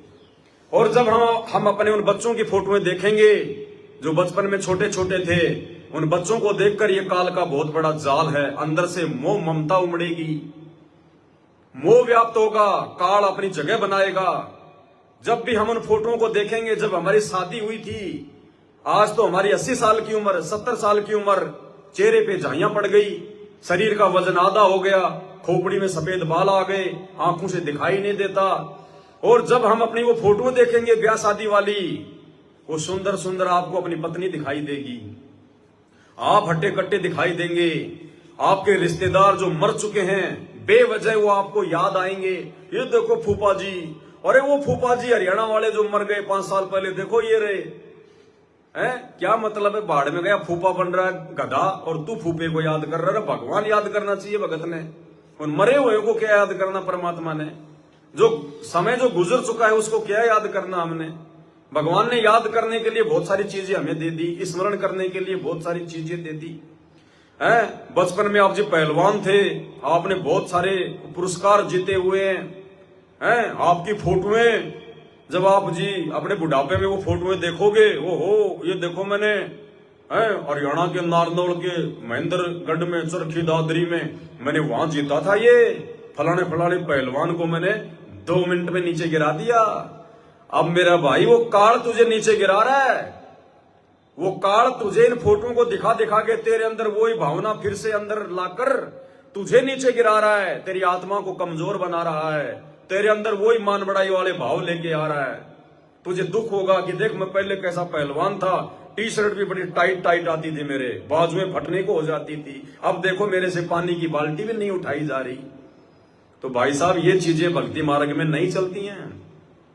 अपनी शादी का एल्बम, अपनी शादी की video recording, DVD CD cassette, बच्चों के बचपन की फोटो, शादी का एल्बम, आर्मी पुलिस के समय की फोटोएं, किसी ऑफिस की किसी फैक्ट्री की फोटोएं, पुरस्कार लेती हुई फोटोएं, देवी देवताओं की फोटोएं, भाई साहब आग लगा देना, आग। अगर ये संदेशा आपको प्राप्त हो चुका है और आप संत रामपाल जी के भगत हैं, वीडियो आपको देखने को मिल रहा है, आज ही उन फोटोओं को परमात्मा को दंडोत करके आग लगा देना, वरना ना जाने कल आपका सतलोक जाने का टाइम है, 2 घंटे पहले आपका पोता एल्बम लेके आ जाएगा, दादाजी देखो देखो फोटोएं, देखो देखो फोटोएं, बचपन में आप कैसे दिखाई देते थे। काल ठग लेगा वहीं पे। जहां आशा तहां बासा होई, मन कर्म वचन सुमरियो सोई। तो भाई और बहनों, हर प्रकार की छोटी से छोटी कमजोरी को भी अब हमने जगह नहीं देनी है, ना अपने घर में ना अपने घट में। ये परमात्मा ने इतना हमारे को अजब और गजब का ज्ञान दे दिया। इस ज्ञान के बाद हमारी दृष्टि, हमारा तन मन से, हमारा जो समर्पण भाव, निष्ठा, लगन, ध्यान, सब कुछ भगवान की भक्ति में होना चाहिए। हमें अपने गुरुदेव भगवान की फोटोओं से प्रेम होना चाहिए। हमें गुरुदेव के उस जो है मतलब स्वरूप से जो है वो प्रेम होना चाहिए, ना कि उन बचपन की फोटोओं से, ना कि जवानी की फोटोओं से। तो इन बातों का भी हमने बहुत ज्यादा ध्यान रखना है, वरना भाई और बहनों बहुत बड़ा हम धोखा खा जाएंगे। दूसरी बात, बहन घर में अकेली रहती है, साथ में इनकी एक चचेरी बहन है वो रहती है, जिसने नाम उपदेश नहीं ले रखा है। अब जब हम घर पर आए तो बहन ने बताया कि ये मेरी मामी की है क्या। उन्होंने बताया कि ये मेरी मामी जी की लड़की है और ये बचपन से हमारे साथ में रहा करती थी। बाद में उसकी शादी हो गई, बाद में कोई भी कारण बना हो ससुराल वालों से वो अलग रहने लगी और 10-15 साल से फिलहाल वो बहन के पास में ही जो है रह रही है। तो बहन तो बिल्कुल हर प्रकार से मालिक की दया है, ना कोई नाक में पहन रखा। बहन की तकरीबन 65-70 साल की उम्र होगी, 70 साल की उम्र है बहन की। बहन ने कोई भी हार श्रृंगार नहीं कर रखा, कोई भी गहना वगैरह नहीं पहन रखा, कोई नेल पॉलिश नहीं, कोई मेहंदी नहीं, कुछ नहीं। सफेद बाल हैं, ना कोई मेहंदी वगैरह, कुछ नहीं। लेकिन जो बहन थी इनकी, जो चचेरी, उनकी उम्र तकरीबन कोई 45-50 के आसपास होगी, 45 साल की उनकी उम्र है। तो दास ने देखा, क्योंकि नजर तो जाएगी, हमें तो बिल्कुल ऐसा लगता है जैसे कहां आ गए, क्योंकि अब हम जहां भी जाते हैं, क्योंकि हमारे घर का माहौल भी ऐसा है बिल्कुल साफ सुथरा, ना कोई बाहर का व्यक्ति आना ना जाना, ना कोई फालतू का दिखावा, ना पहनना। भगत के घर में भी जाते हैं तो वहां भी परमात्मा की दया है, वहां भी ऐसा कुछ नहीं होता। तो दास ने देखा कि बहन ने अपने दोनों पैर जो है बल्कि लाल कर रखे हैं, मेहंदी वगैरह लगाती होंगी। पैरों के अंदर वो चुटकियां आती हैं, पैरों की अंगुली में पहनने की जो अंगूठी आती हैं, फिर हाथों में चूड़ियां पहन रखी हैं और भी सोने चांदी के आइटम फटरम। और बिल्कुल हमने तो चूड़ियों की आवाज ही बरसों बाद सुनी है। कहने का मतलब ये है, इस पवन दास ने तो चूड़ियों की आवाज इस बहन के घर पे आके सुनी है, नहीं तो दास ने तो चूड़ियों की आवाज सुने हुए कोई जोमल की जमाना बीत गया। क्योंकि रिश्तेदारों में जाते नहीं फालतू में हैं, अपने घर में ऐसा कोई आडंबर, कोई पाखंड है नहीं, और फालतू के लोगों के साथ हमारी कोई उठा बैठी नहीं है जगत में। ना कोई यार दोस्त है हमारे, ना कोई मित्र है मेरा तो मित्र एक ही है, मेरा गुरुदेव भगवान। तमेव माता च पिता तमेव, तमेव बंधु च सखा तमेव। ना फालतू के लोगों के साथ में कोई उठा बैठ है। किसी भगत भाई के घर पे जाते हैं तो वहां भी पूर्णतया जो अमल की मर्यादा मिलती है। तो दास को तो ये चूड़ियों की आवाज सुने हुए जमाना बीत गया। इस घर में आकर मैंने देखा तो पूछा तो पता चला कि भगत जी ऐसी ऐसी बात है। ये जो बहन है ये सत्संग भी सुन रही है परमात्मा के, तीनों समय की आरती भी करती है, मालिक का भोग भी लगाती है, सारा काम करती है। और लेकिन इसको पता नहीं अभी ये नाम से नहीं जुड़ पा रही। हम इसको समझाते हैं लेकिन जबरदस्ती का मार्ग नहीं है, इसलिए हम किसी के ऊपर जबरदस्ती नहीं कर सकते। तो दास को देखो वही बात है, परमात्मा जिस आत्मा को निमित्त बनाता है मर्यादाओं के लिए, तो फिर परमात्मा ही उस आत्मा को जो है वो बचाता है। दास बार बार आप सभी भगत भाई बहनों को एक संदेशा देता है, क्योंकि आपकी शंकाएं आती हैं। आप में से एक भाई ने शंका जाहिर की थी आज से कुछ समय पहले कि भगत जी हम सभी लोग उपदेशी हैं, परमात्मा को भोग लगता है, घर पर भगवान का बेड लग चुका है, मालिक की अखंड वाणियां चल रही हैं, एक प्रकार से घर आश्रम बन गया। और यदि कभी कभार हमारे घर पर कोई अनउपदेशी बुआ बहन या बेटी आ जाती है जिन्होंने नाम दीक्षा नहीं ले रखी है, तो हम उनसे भोजन भंडारा बनवाएं या ना बनवाएं, उनके हाथ से बना हुआ भोजन का हम गुरुदेव भगवान को भोग लगाएं या ना लगाएं, तो दास साहब सभी को ज्ञान आधार से यही जवाब देता है कि 99% तो आप जिन्हें उस बहन को रसोई में एंट्री नहीं देनी है। जो बहन जगत में है, भले आपकी बुआ है, आपकी बेटी है, आपकी बहन है, अनुपदेशी है, नाम दीक्षा नहीं ले रखी है, यदि आपके घर पर आती है, इज्जत करो, प्यार से बोलो, अच्छा खिलाओ, चाहे 10 दिन रहे, चाहे 12 दिन रहे, कोई दिक्कत नहीं। लेकिन उसके विचार भक्ति के अनुसार नहीं है। भले वो कितनी अच्छी आत्मा है, उसके विचार भी अच्छे हैं, लेकिन आध्यात्मिक विचार उसके अच्छे नहीं है। उस आत्मा के ऊपर 3 लोक का भार रखा हुआ, 3 लोक के पाप कर्म उसके ऊपर रखे हुए हैं। जो आत्मा संत रामपाल जी से संकल्प लेकर या नाम दीक्षा लेकर जब तक नहीं जुड़ती है, तो ऐसे आत्माओं को आप जी अपनी रसोई में एंट्री ना दें। उनके हाथ से बना हुआ कोई भी खाना पीना ना खाएं, ना भगवान को भोग लगाएं, ना वो खाना भगवान को जो है स्वीकार्य होगा, और ना ही वो खाना आपके अंदर कोई अच्छे विचार उत्पन्न करेगा। हम भगत हैं, हम जब भी खाना बनाएंगे, कोई सेवा करेंगे, हमारे अंदर भक्ति वाले विचार चलेंगे। कोई गुरु जी की याद आएगी, कहीं जो है गुरु जी का कोई सत्संग चल रहा तो हमारा ध्यान गुरुदेव के सत्संग में होगा, या वैसे ही मनी मन में या अपने होठों से हम परमात्मा का कोई शब्द गा रहे होंगे, या मोबाइल पे किसी भगत भाई बहन से बात कर रहे होंगे, या वैसे भी हम कोई काम कर रहे हैं, खाना बना रहे हैं, तो अपने गुरुदेव का या उनके सत्संगों का, या जैसे भी हम उनके संपर्क में थे, उनकी संगति में थे, वो यादें ही हमारे अंदर आएंगी। यानी परमात्मा से संबंधित, भक्ति भाव से संबंधित बातें ही हमारे इर्द गिर्द रहेंगी, जो हमारे लिए फायदेमंद है। अब जगत वाली कोई बहन बेटी है, उसको तो 100 प्रकार की टेंशन है।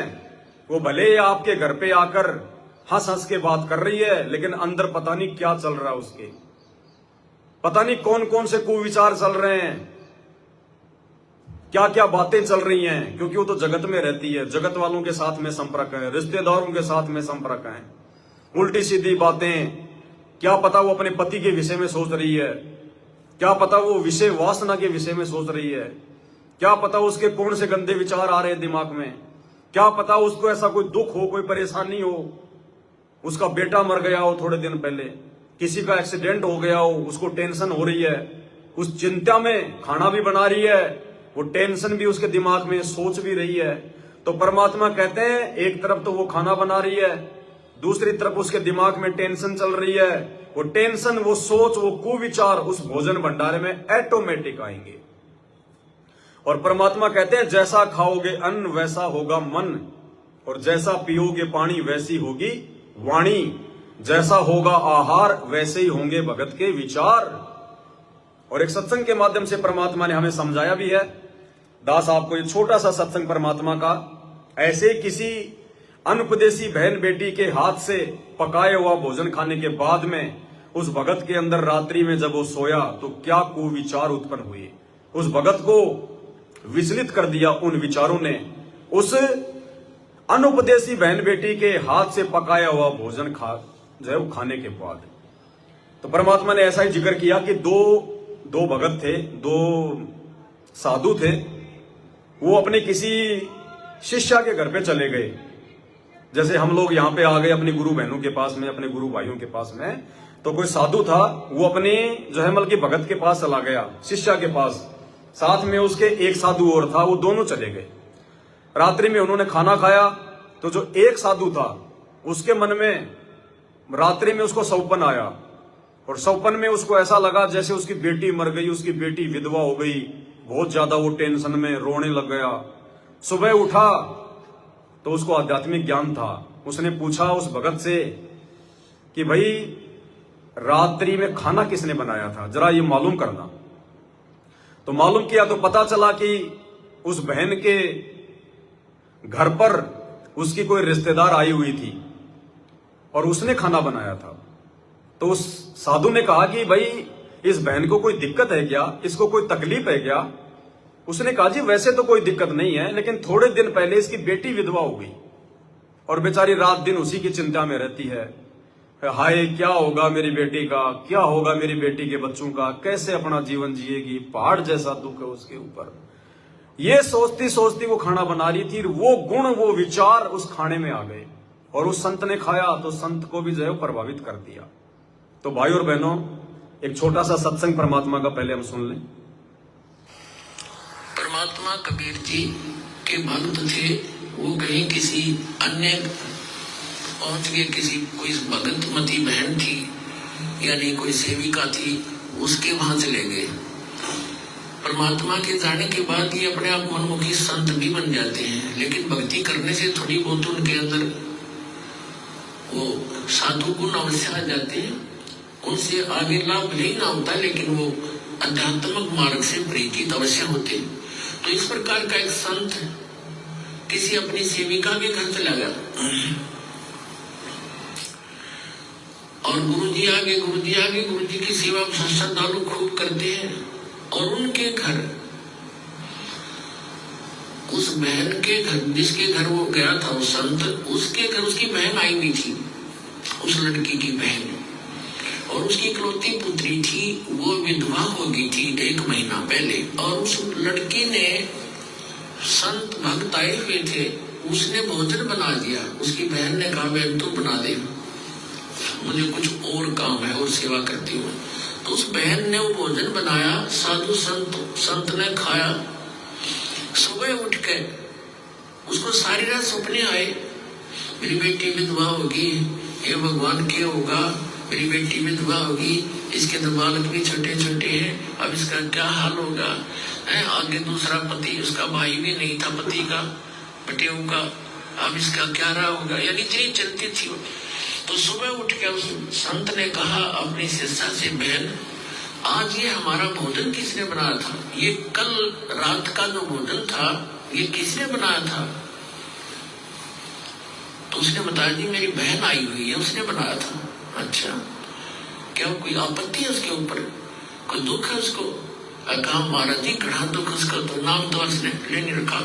उसकी एक बेटी थी और वो विवाह कराया था, 2 बालक छोटे छोटे, उसके पति की मृत्यु होगी, विधवा होगी बेटी, यह बहुत दुखी है।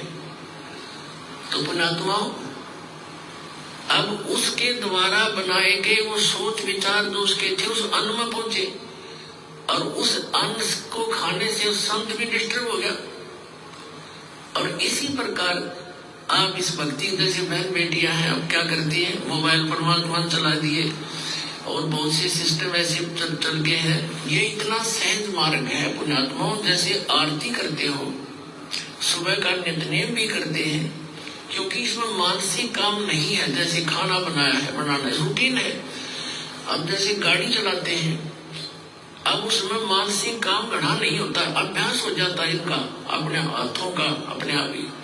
तो उसमें भगवान की भक्ति, जैसे आरती लगा दी, आरती भी करता रहे और काम भी करता रहे। जैसे बहन आरती करती है या मंत्र करते करते नाम रोटी बना रहे हैं, मंत्र करने लगे, तो उनका असर उस अन्न में भी होगा और खाने वाले को भी वो अनुकूल करेगा, उसमें उसका लाभ देगा। तो इसी प्रकार ये साधना ऐसी है, इससे पूरे विश्व का कल्याण हो जाएगा। तो भाई और बहनों, हमें परमात्मा ने हर प्रकार की मर्यादाओं को लेकर कैसे सावधानी रखनी है, कहां कहां सावधानी रखनी है, अपने सत्संगों के माध्यम से सब कुछ पूर्व में जो है क्लियर किया हुआ है। हम नहीं समझ पाए, हमारी बुद्धि इतना काम नहीं की, इसलिए परमात्मा ने 7 संगतियां रखवाई, हजारों वीडियो परमात्मा ने बनवा दिए। ये गुरुदेव का वीडियो दास आज आपको पहली बार नहीं दिखा रहा है, कई बार दिखा चुका है, बहुत सारे हजारों वीडियो बन चुके हैं। तो उस बहन के विचार उस भोजन में आ गए और संतों को जो है प्रभावित कर दिया। तो इसी प्रकार परमात्मा ने अब इस वीडियो में हमारे को एक जानकारी दी गुरुदेव ने कि परमात्मा के जाने के बाद कुछ भगत जो होते हैं वो मनमुखी हो जाते हैं, लेकिन परमात्मा से प्राप्त भक्ति के आधार से कुछ उनके अंदर चेतना होती है, जिसके कारण उस भगत को मालूम पड़ गया रात्रि में सौपन के माध्यम से कि मैंने जो भोजन खाया है वो क्या था, खाना चाहिए था नहीं खाना चाहिए था। तो देखो पुण्यात्माओं, परमात्मा की दया, उन साधु संतों को तो भोजन खाने के बाद में मालूम पड़ा, और दास को परमपिता परमेश्वर सतगुरु रामपाल जी भगवान ने भोजन खाने ही नहीं दिया।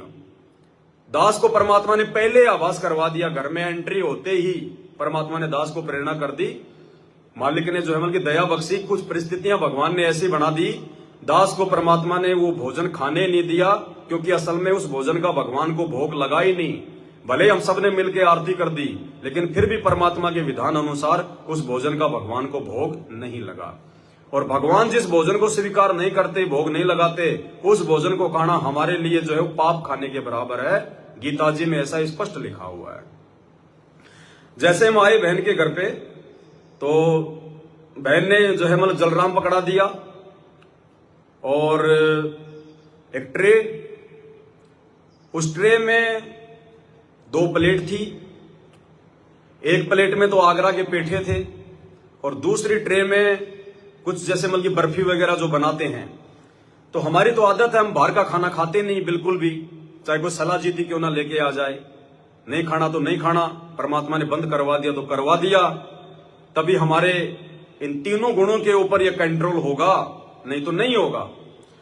तो वो तो हमने बिल्कुल मना कर दिया सभी भगत भाई बहनों ने कि भाई ये बाहर का खाना तो देखो बहन हम नहीं खाते, आगरा के पेठे वगैरह।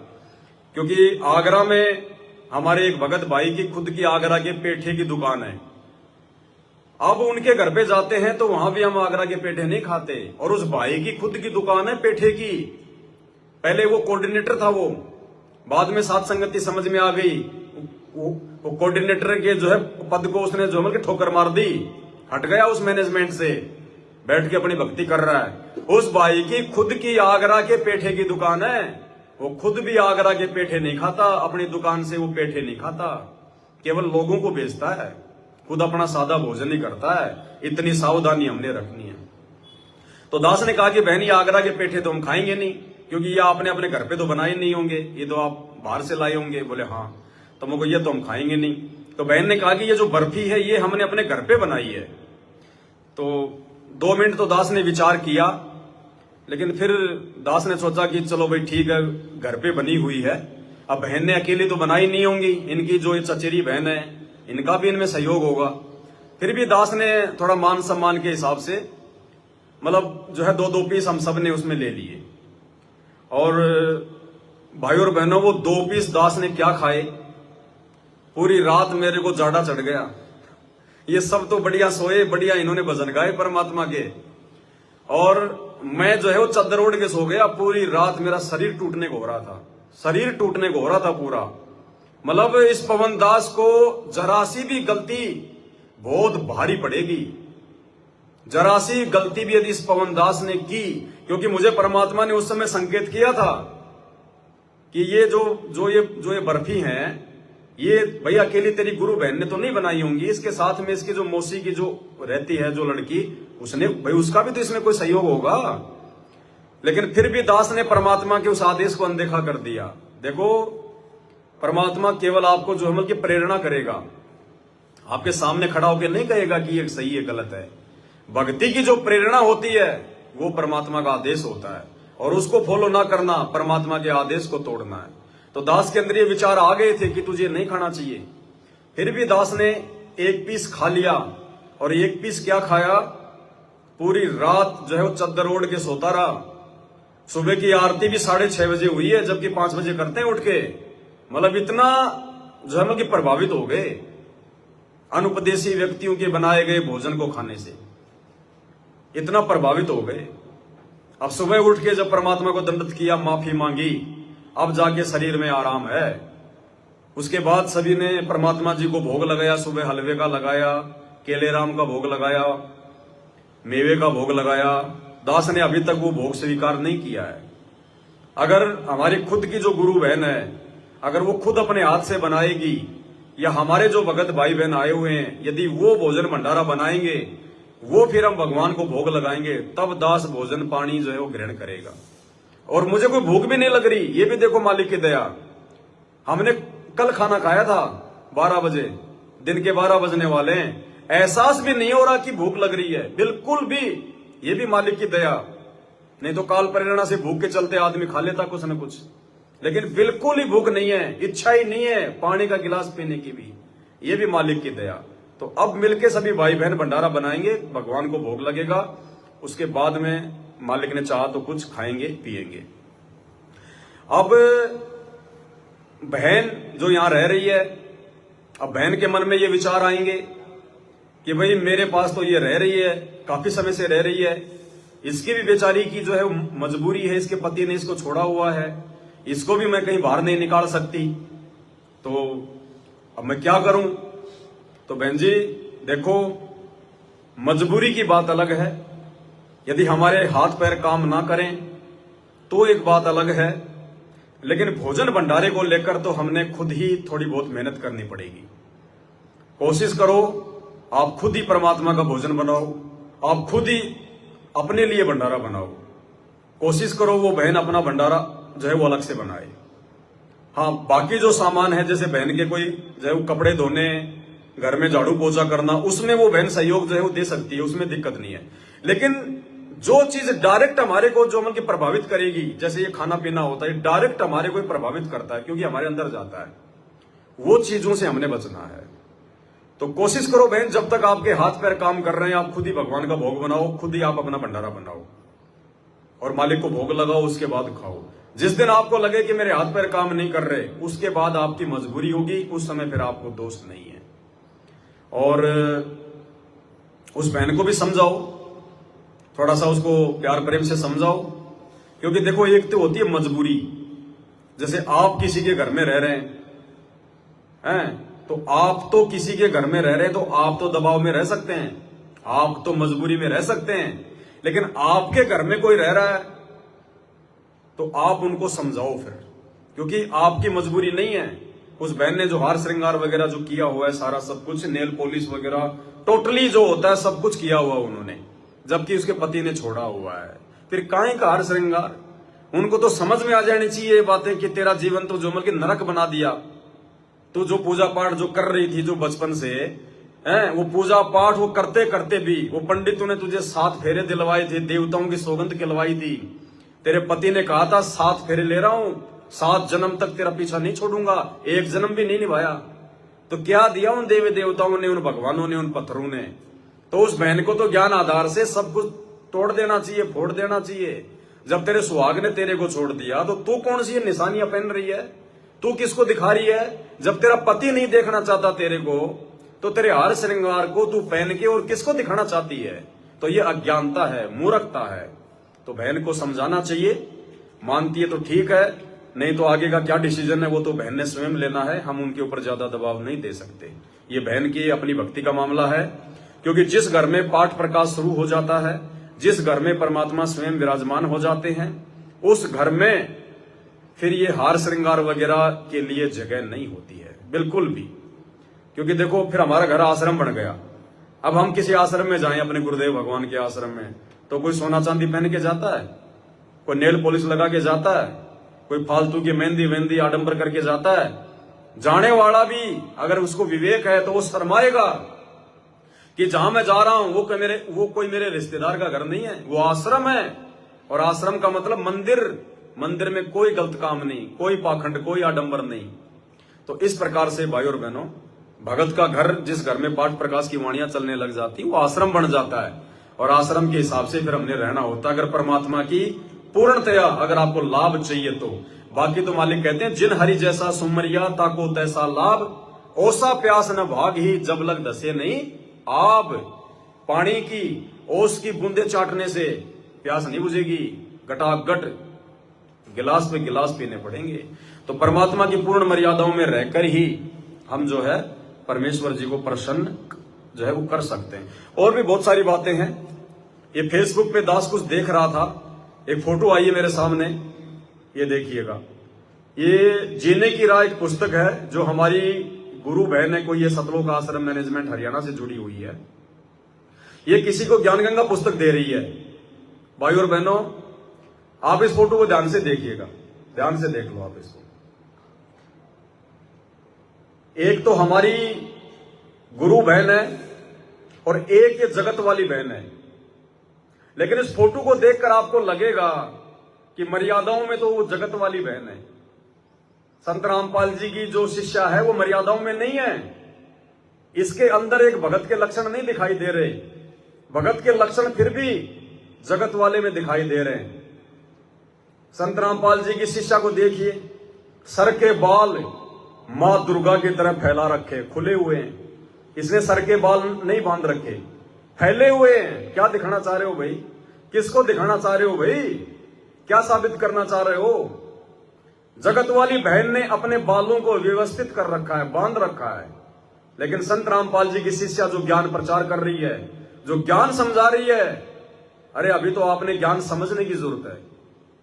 आपके सामने जो जगत वाली बहन है, जिसने लाल लाल ये चुनरी पहन रखी है, उसने अपने बालों को ठीक कर रखा है, और तुम क्या कर रखी हो? अपने बालों को फैला रखा है। ये संत रामपाल जी की शिष्याओं के लक्षण नहीं है। भले आपने नाम उपदेश ले लिया, लेकिन असल में आप संत रामपाल जी की शिष्या नहीं हो। आप अपने बालों को देखिए, अपनी हालत को देखिएगा, जगत वाली बहन को देखिएगा। जगत वाली बहन ने जो कपड़े पहन रखे, ढीले ढाले पहन रखे हैं, सभ्य कपड़े पहन रखे हैं। लेकिन हमारी जो गुरु बहन है, जो सतलोक आश्रम से जुड़ी हुई है, आप इसका ये कुर्ता देखिएगा। आप कुर्ता देखिए कितना टाइट है। शरीर के जो अंग हैं वो जयमल के उभरे हुए दिखाई दे रहे हैं। परमात्मा ने कहा कि ढीले ढाले कपड़े पहनो, सादे कपड़े पहनो। जगत वाली बहन को देखिए, उसकी जो ये चुनरी है उसके हाथों के नीचे तक है। हमारी बहन को देखिए, इसकी जो बाजुएं हैं ऊपर तक चढ़ी हुई हैं। जबकि संत रामपाल जी का आदेश है, माता बहनें जो कपड़े पहने, जो ब्लाउज वगैरह पहने, उनकी जो ये आस्तीन होती है, जो बाजू होती है, वो कोहनी के नीचे तक होनी चाहिए, और ढीले ढाले होने चाहिए, टाइट नहीं होने चाहिए ब्लाउज वगैरह, कुर्ते वगैरह। देखिए बहन का, ये देखिए बाजू सलमान खान की तरह कहां चढ़ा रखा है। ये भक्तों को शोभा नहीं देता। बहन का जो कुर्ता है वो देखिए छोटा सा है, छोटा सा कुर्ता, वो कमर तक आ रहा है, और टाइट कितना है आप देख लीजिएगा। तो ये भक्तों के लक्षण नहीं है। भाई और बहनों, बहुत कमियां हैं। हम जगत को तो ज्ञान समझा रहे हैं, ज्ञान गंगा देकर, और खुद देखिए ये जगत वाली तो लग रही है कि भगत है, और ये भगत लग रही है ये जगत वाली है। बिल्कुल उल्टा हो रहा है काम। तो साथ संगत से जुड़े हुए भाई बहनों ने हर प्रकार से मर्यादित रहकर अपने गुरुदेव भगवान को प्रसन्न करना है। हमने ना समाज को देखकर चलना, ना रिश्तेदारों को देखकर चलना, ना कोई जगत को देखकर चलना, ना हमने अपने ही उन भगत भाई बहनों को देखकर चलना जो गुरुजी के वचनों के जयमल की विरुद्ध चल रहे हैं। गुरुजी के ज्ञान को अच्छे से ना समझ पाने के चलते भेड़ चाल में चल रहे हैं, देखा देखी में चल रहे हैं। वो हमारे लिए दुश्मन है, वो हमारे गुरु बहन भाई नहीं है। यहां भगवान के अलावा भगत का कोई नहीं है, गुरु के अलावा भगत का कोई नहीं है, ध्यान रखना। इसलिए अपनी सावधानी स्वयं रखो, किसी और की देखा देखी ना चलो, किसी के पीछे ना चलो कि वो बहुत अच्छा भगत है, बहुत अच्छी बहन है। कुछ नहीं है, 2 मिनट में अपना रंग दिखा देगी, दिखा देगा, पता भी नहीं चलेगा। इसलिए भक्ति मार्ग में केवल अपने गुरु को आधार बनाकर, अपने गुरु जी के ज्ञान को आधार बनाकर ही सफल हुआ जा सकता है। आपस में भक्तों की देखा देखी चलकर हम नीचे गिरेंगे, आगे नहीं बढ़ सकते। तो भाई और बहनों, अब साध संगति के समापन में परमपिता परमेश्वर जी का एक शब्द है, सभी भाई बहन मिलकर गाएंगे। और इस शब्द में यही समझाया गया है कि सत्संग मोक्ष की धारा, कोई समझे राम का प्यारा। राम का प्यारा मतलब उस कबीर परमात्मा सतगुरु रामपाल जी का जो विशेष, जो कृपा पात्र होगा, वही समझ पाएगा उनके सत्संगों को, उनके नियमों को, उनकी मर्यादाओं को। बाकी लोग ढोंग करेंगे, दिखावा करेंगे, ड्रामा करेंगे। और किन किन आत्माओं ने परमात्मा के सत्संगों को समझा, और किन किन आत्माओं ने परमात्मा मिलने के बाद भी उनकी बातों पर ध्यान नहीं दिया। तो चलिए छोटा सा शब्द है, सभी भाई बहन मिलके गाएंगे। सत्संग मोक्ष की धारा, कोई समझ राम का प्यारा है। सत्संग की धारा, कोई समझ राम का प्यारा है। सत्संग मोक्ष की धारा, कोई समझ राम का। उनको बोलो ना नीचे से, सत्साई भगत जी, नीचे वालों को बोलो ना, नीचे क्या गएगा है? वो बाद में बना लेंगे प्रसाद, पहले ऊपर आ जाओ। ये शब्द गा लेते फिर साथ संगति समापन है, फिर कोई बात नहीं। ये शब्द गा लेते हैं परमात्मा का, सभी मिलके गाओ, है ना। सत्संग मोक्ष की धारा, कोई समझ राम का प्यारा है। सत्संग मोक्ष की धारा, कोई समझ राम का प्यारा है। सत्संग मोक्ष की धारा, कोई समझ राम का प्यारा है। सत्संग मोक्ष की धारा, कोई समझ राम का प्यारा। यानी सत्संग का मतलब ज्ञान, ज्ञान ही मोक्ष की धारा है। यानी ज्ञान को समझकर, अपने गुरुदेव के वचनों पर चलकर ही हम यहां से मुक्ति प्राप्त कर सकते हैं। अन्यथा दूसरा कोई भी तरीका इस संसार में नहीं है। और ये सत्संग, ये गुरु का ज्ञान केवल कोई विवेकी भगत ही समझ पाएगा, कोई सतगुरु का प्यारा भगत ही समझ पाएगा। राम का मतलब यहाँ कोई दशरथ पुत्र राम नहीं है। राम का मतलब साहेब, परमात्मा, भगवान, जो आज धरती पर संत रामपाल जी के रूप में प्रकट हैं। सत्संग मोक्ष की धारा, कोई समझ राम का प्यारा है। सत्संग मोक्ष की धारा, कोई समझ राम का प्यारा। सत्संग समझी मीराबाई, करी सतनाम की कमाई। सत्संग समझी मीराबाई, करी सतनाम की कमाई। गुरु रविदास की शरणा आई, तब पाया मोक्ष द्वारा है। सत्संग मोक्ष की, कोई समझ राम का प्यारा है। सत्संग मोक्ष की धारा, कोई समझ राम का प्यारा। कौन कौन समझा सत्संग? सत्संग समझी मीराबाई, करी सतनाम की कमाई। वो सच्चा नाम, वो 2 अक्षर का नाम जो वर्तमान में पूरी सृष्टि में केवल सतगुरु रामपाल जी परमेश्वर जी के पास है। उन्हीं के द्वारा दिए जाने से वो अपना काम करेगा, मनमुखी जाप करने से भी कोई काम नहीं करेगा। तो मीराबाई ने सत्संग समझा, सतनाम की कमाई की, भक्ति की। गुरु रविदास की शरणा पाई, तब पाया मोक्ष द्वारा। अब रविदास जी कोई गुरु नहीं थे, रविदास जी कोई नाम दीक्षा देने के अधिकारी नहीं थे। रविदास जी तो 650 साल पहले खुद कबीर जी के भगत थे, उनके चेले थे। तो रविदास जी के रूप में जो लीलाएं आज आप और हम जो देखते हैं, जो सुनते हैं कि भाई रविदास जी ने जो है ब्राह्मणों के भंडारे में सवामण जनेऊ जो है उनका जो है तुड़वाया था। रविदास जी ने अपने शरीर पर सोने का जनेऊ दिखाया।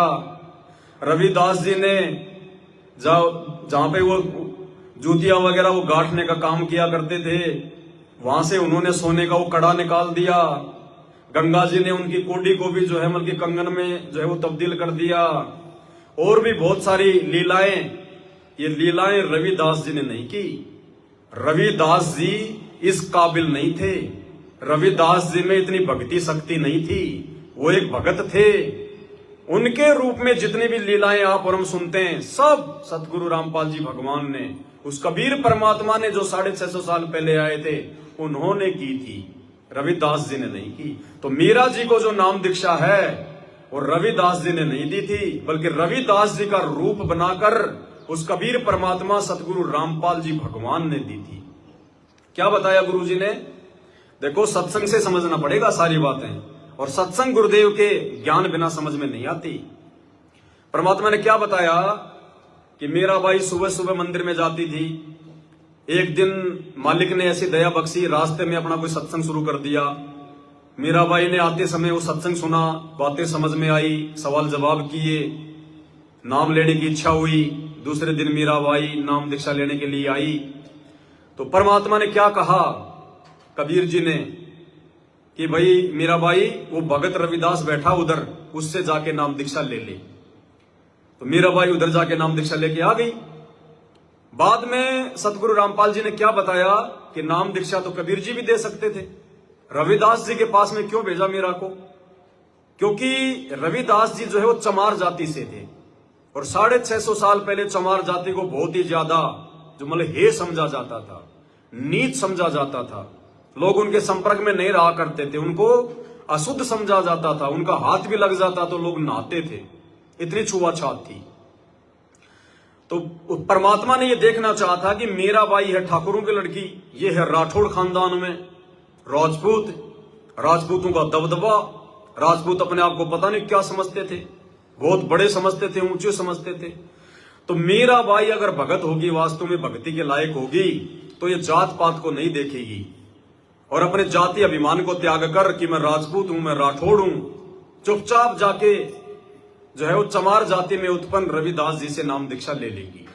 ये देखने के लिए कि अगर मीराबाई अगर असल में भगत होगी तो जाति अभिमान को ना देखकर सीधे जाकर चमार से नाम ले लेगी।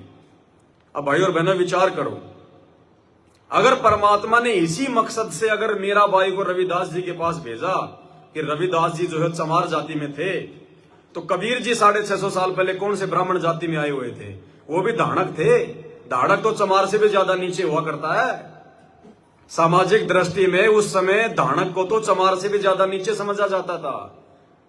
तो खाली इसी मकसद से नहीं भेजा था, ये लीला थी परमात्मा की। नहीं तो खुद कबीर भगवान भी तो धाड़क थे, क्या मीरा को नहीं पता था इस बात का? अगर नाम दीक्षा नहीं लेनी होती तो वो तो धाड़क से भी नहीं लेती। लेकिन ये परमात्मा की लीला थी, परमात्मा ने ही रविदास जी का रूप बनाया था और रविदास जी से नाम दीक्षा लेने के लिए उनको वहां पे जो है वो भेजा था और रविदास जी के रूप में कबीर परमात्मा ने ही मीराबाई को दीक्षा दी थी। सत्संग समझा से उशाना, हो गया साहिब कबीर का आना। सत्संग समझा से उशाना, हो गया साहिब कबीर का आना। नेकी समन ने खिला दिया खाना, वो अमर हुआ मणियारा। है सत्संग मोक्ष की धारा, कोई समझ राम का प्यारा।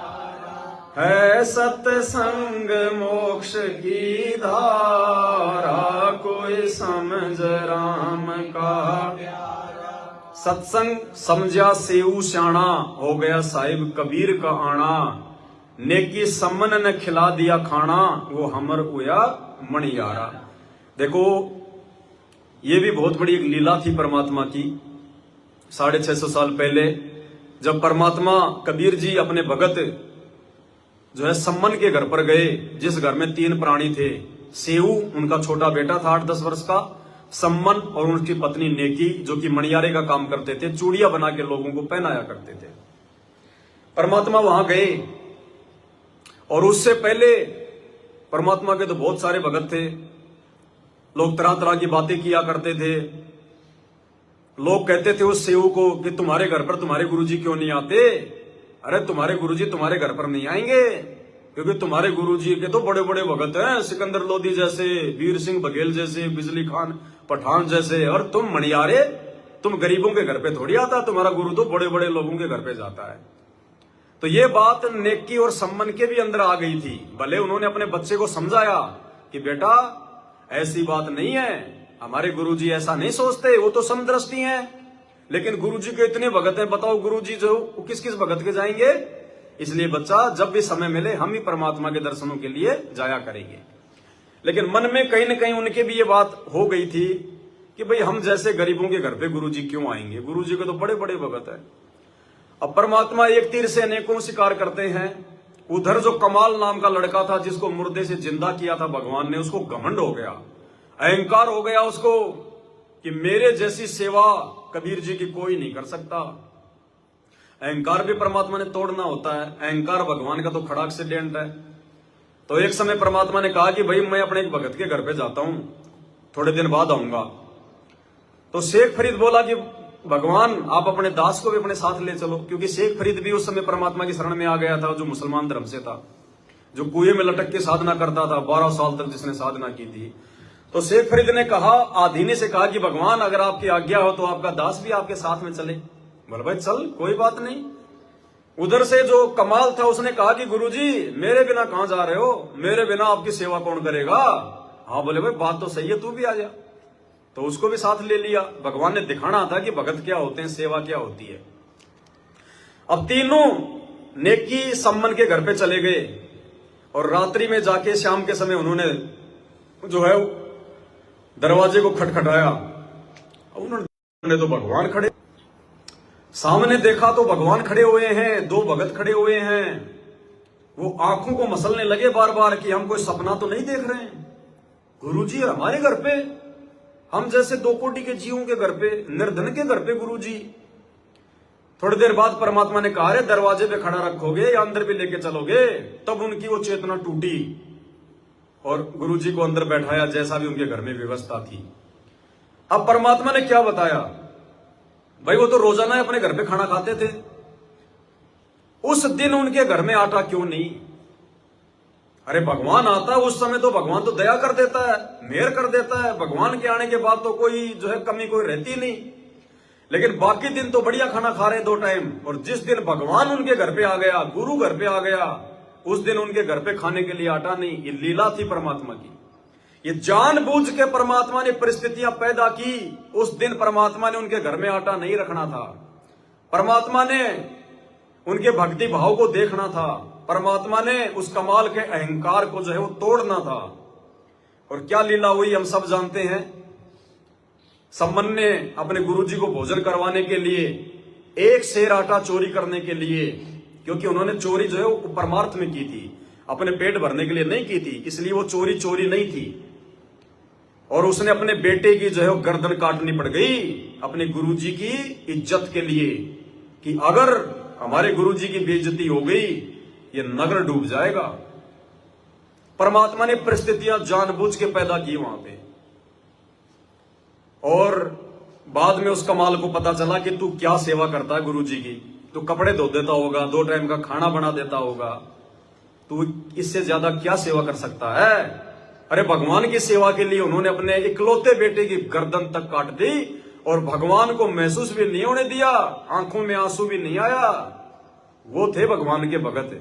तो परिस्थितियां परमात्मा ने जानबूझ के जो है प्रकट की। तो भाई और बहनों, वर्तमान में भी नाम उपदेश के बाद मर्यादा में रहते रहते भी यदि किसी भगत पे इस प्रकार की छोटी मोटी कोई आपत्ति आती है, कोई दुख या परेशानी आती है, तो मायूस मत होना, डरना मत कि मेरा नाम टूट गया, मेरा ये हो गया। नाम टूटेगा तो आपको अच्छे से पता चल जाएगा।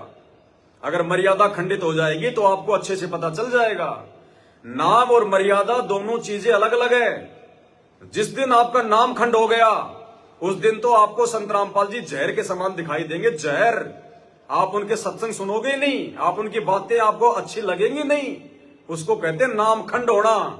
जिस नाम खंड के डर पे संगत को बेचारी को डरा डरा के इन सतलोक आश्रमों में संत रामपाल जी के नाम के आड़ में ज्योति पाठ और दान के नाम पे लूटा जाता है। अरे जो बेचारा नाम केंद्र पे जा रहा है नाम शुद्ध करवाने, अरे उसका नाम कहां से खंड हो गया। जिसका नाम खंड हो जाएगा वो तो शकल भी नहीं देखेगा संत रामपाल जी की, ना उन नामदान सेंटरों की, ना उन जो है मल के आश्रमों की। उनकी मर्यादा खंडित होती है। और जब मर्यादा खंडित होती है तो मर्यादा जब खंडित होती है तो आपकी भक्ति में रुचि नहीं बनेगी। आपकी भक्ति में रुचि नहीं बनेगी, आरती करने में आपकी रुचि नहीं बनेगी, आप जी जो है बल्कि गफलत करने लग जाओगे, सत्संग सुनने में आपकी रुचि नहीं बनेगी। उसको कहते हैं मर्यादा टूटना। और नाम टूटने का मतलब होता है गुरु जी आपके हृदय से बाहर निकल जाते हैं, आपको परमात्मा फिर अच्छे भी नहीं लगेंगे। तो अगर छोटी मोटी ऐसी कोई तकलीफ आ भी जाती है और यदि भक्ति से आपकी रुचि नहीं हट रही है तो समझ लेना कि परमात्मा आपकी जो है कोई परीक्षा ले रहा है, आपके भक्ति भाव देखना चाहता है परमात्मा। उस समय आपने और ज्यादा होशियार हो जाना है। तो हर चीज में, हर पंक्ति में, हर शब्द में परमात्मा के संकेत छुपा हुआ है। और भी बहुत सारे संकेत हैं इन बातों में, लेकिन इतना समय नहीं है इसलिए दास शॉर्ट में बता रहा है। सत्संग समझा अब्राहिम सुल्तानी, तज गया बलक बुखारा रजदानी। सत्संग अब्राहिम सुल्तानी, तज गया बलक बुखारा रजदानी। वो पा गए मोक्ष निशानी, सतगुरु ने पार उतारा है सत्संग मोक्ष की धारा। कोई समझ राम का प्यारा है सत्संग मोक्ष की धारा। कोई समझ राम का प्यारा सत्संग ना समझा रावण अभिमानी, मर गया करवा के कुन बागानी। सत्संग ना समझा रावण अभिमानी, मर गया करवा के कुन बागानी। मंदोदरी थी शानी, ले लिया मुनिंद्र गुरु का सहारा है सत्संग मोक्ष की धारा। कोई समझ राम का प्यारा है सत्संग मोक्ष की धारा। कोई समझ राम का प्यारा। सत्संग ना समझा रावण अभिमानी, मर गया करवा के कुन बागानी। और मंदोदरी थी शानी, ले लिया मुनिंद्र गुरु का सहारा। रावण को भी परमात्मा मिले, उनके दरबार में गए, मंदोदरी को भी नाम दिया, लेकिन रावण नहीं समझा, अभिमानी था, अहंकारी था, अंत में दुर्गति को प्राप्त हुआ। तो परमात्मा का ये सत्संग लेकर, उनसे नाम उपदेश लेकर भी यदि कोई व्यक्ति उनके वचनों पर नहीं चलेगा, मर्यादाओं में नहीं चलेगा, उनके विधि विधान अनुसार नहीं चलेगा, तो अंत में अपनी दुर्गति ही करवाएगा। एक सत्संग में परमात्मा ने बताया, अभी जो हिसार जेल से जो सत्संग आ रहे हैं, उन सत्संगों में परमात्मा ने बताया कि रावण कौन था। रावण पहले कबीर भगवान की शरण में था। रावण को भी सतगुरु रामपाल जी भगवान ने, उस कबीर भगवान ने अपनी शरण में लिया था किसी समय, लेकिन आगे चलकर मर्यादा तोड़ दी, भक्ति नहीं कर पाया, लोक लाज में या दबाव में आकर जैसे भी उसने भक्ति छोड़ दी। मतलब रावण वाले शरीर में नाम नहीं लिया था।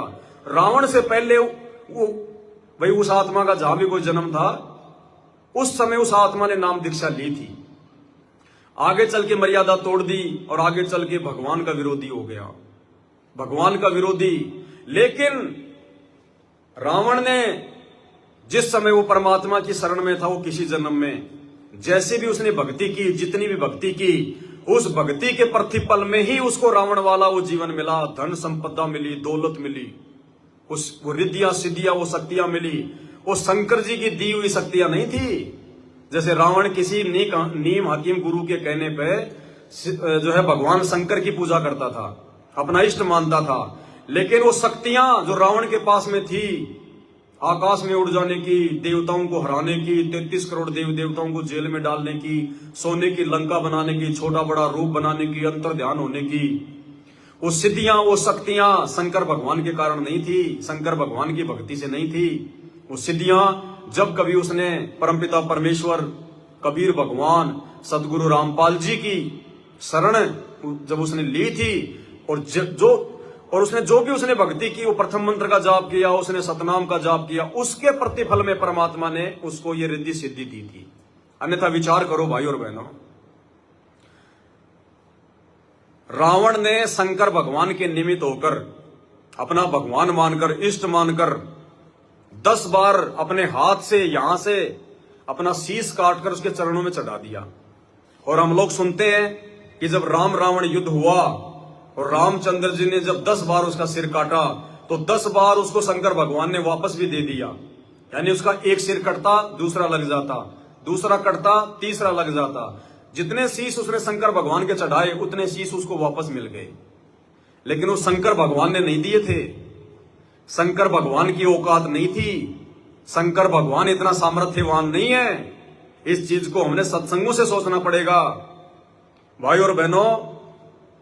शंकर भगवान यदि रावण को सिर पे सिर दे रहा था कटने के बाद, तो अपने बेटे जब गणेश का जब सिर कटा था, तो अपने बेटे जो गणेश को उसका सिर वापस क्यों नहीं दे पाया? अरे शंकर जी ने जब अपनी खुद की तलवार से अपने बेटे जब गणेश का सिर काट दिया, और लोगों ने कहा, पार्वती ने कहा कि भगवान वापस लगाओ, वापस लगाओ, तो वही सिर शंकर भगवान वापस क्यों नहीं लगाया? भाई जो भगवान रावण के सिर पे लगा सकता है रावण का सिर, एक बार नहीं, 2 बार नहीं, जो है वो 10 बार, क्या वो गणेश जी का सिर नहीं लगा सकता था? हाथी का सिर ही क्यों लगाया? क्योंकि ये सामर्थ्यवान नहीं है, इनके अंदर वो इतनी पावर नहीं है। वो 10 सिर रावण को उस कबीर भगवान सतगुरु रामपाल जी भगवान की शक्ति के प्रतिफल में उस कबीर परमात्मा ने लगाए थे, ना कि शंकर भगवान ने लगाए थे। तो रावण भी किसी जन्म में भगवान का भगत था। आज हम बहुत सारे भगत भाई बहन इस गफलत में हैं कि भाई गुरु जी का नाम तो ले लिया, और गुरु जी कहते हैं कि जो एक बार मेरी शरण में आ गया, मेरे से नाम ले लेगा, भले वो पार ना हो लेकिन उसको पार करके छोड़ूंगा। तो ये बात तो सही है, एक बार भगवान जिस आत्मा को पकड़ लेता है उसको पार करके छोड़ता है। लेकिन भाई फिर उस आत्मा की दुर्गतियां भी होती हैं, जैसे रावण की हुई। रावण ने भी नाम ले लिया था लेकिन बीच में भक्ति छोड़ दी, गफलत कर गया। देख लो, कुत्ते वाली मौत मरा, कुत्ते वाली मौत।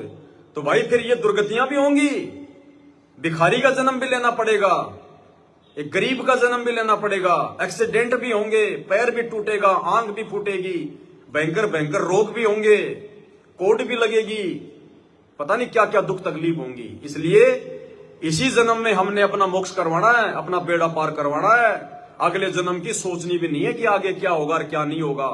अगर ये समय छूट गया, अगले जन्म की उम्मीद ना करना, असंख्य युग मां कष्ट भोगने पड़ जाएंगे।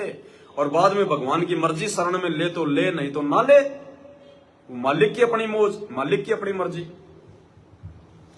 सत्संग ना समझा कंस क्रोधी, बिना सत्संग बुद्धि हो जा बोधी। सत्संग ना समझा कंस क्रोधी, बिन सत्संग बुद्धि हो जा बोधी। ना जगह छुपन ने छोड़ी, जब आखिर सन ने मारा है सत्संग की धारा। कोई समझ राम का प्यारा है, सत्संग मोक्ष की धारा। कोई समझ राम का प्यारा। सत्संग ना समझा कंस क्रोधी, और बिना सत्संग बुद्धि हो जा बोधी।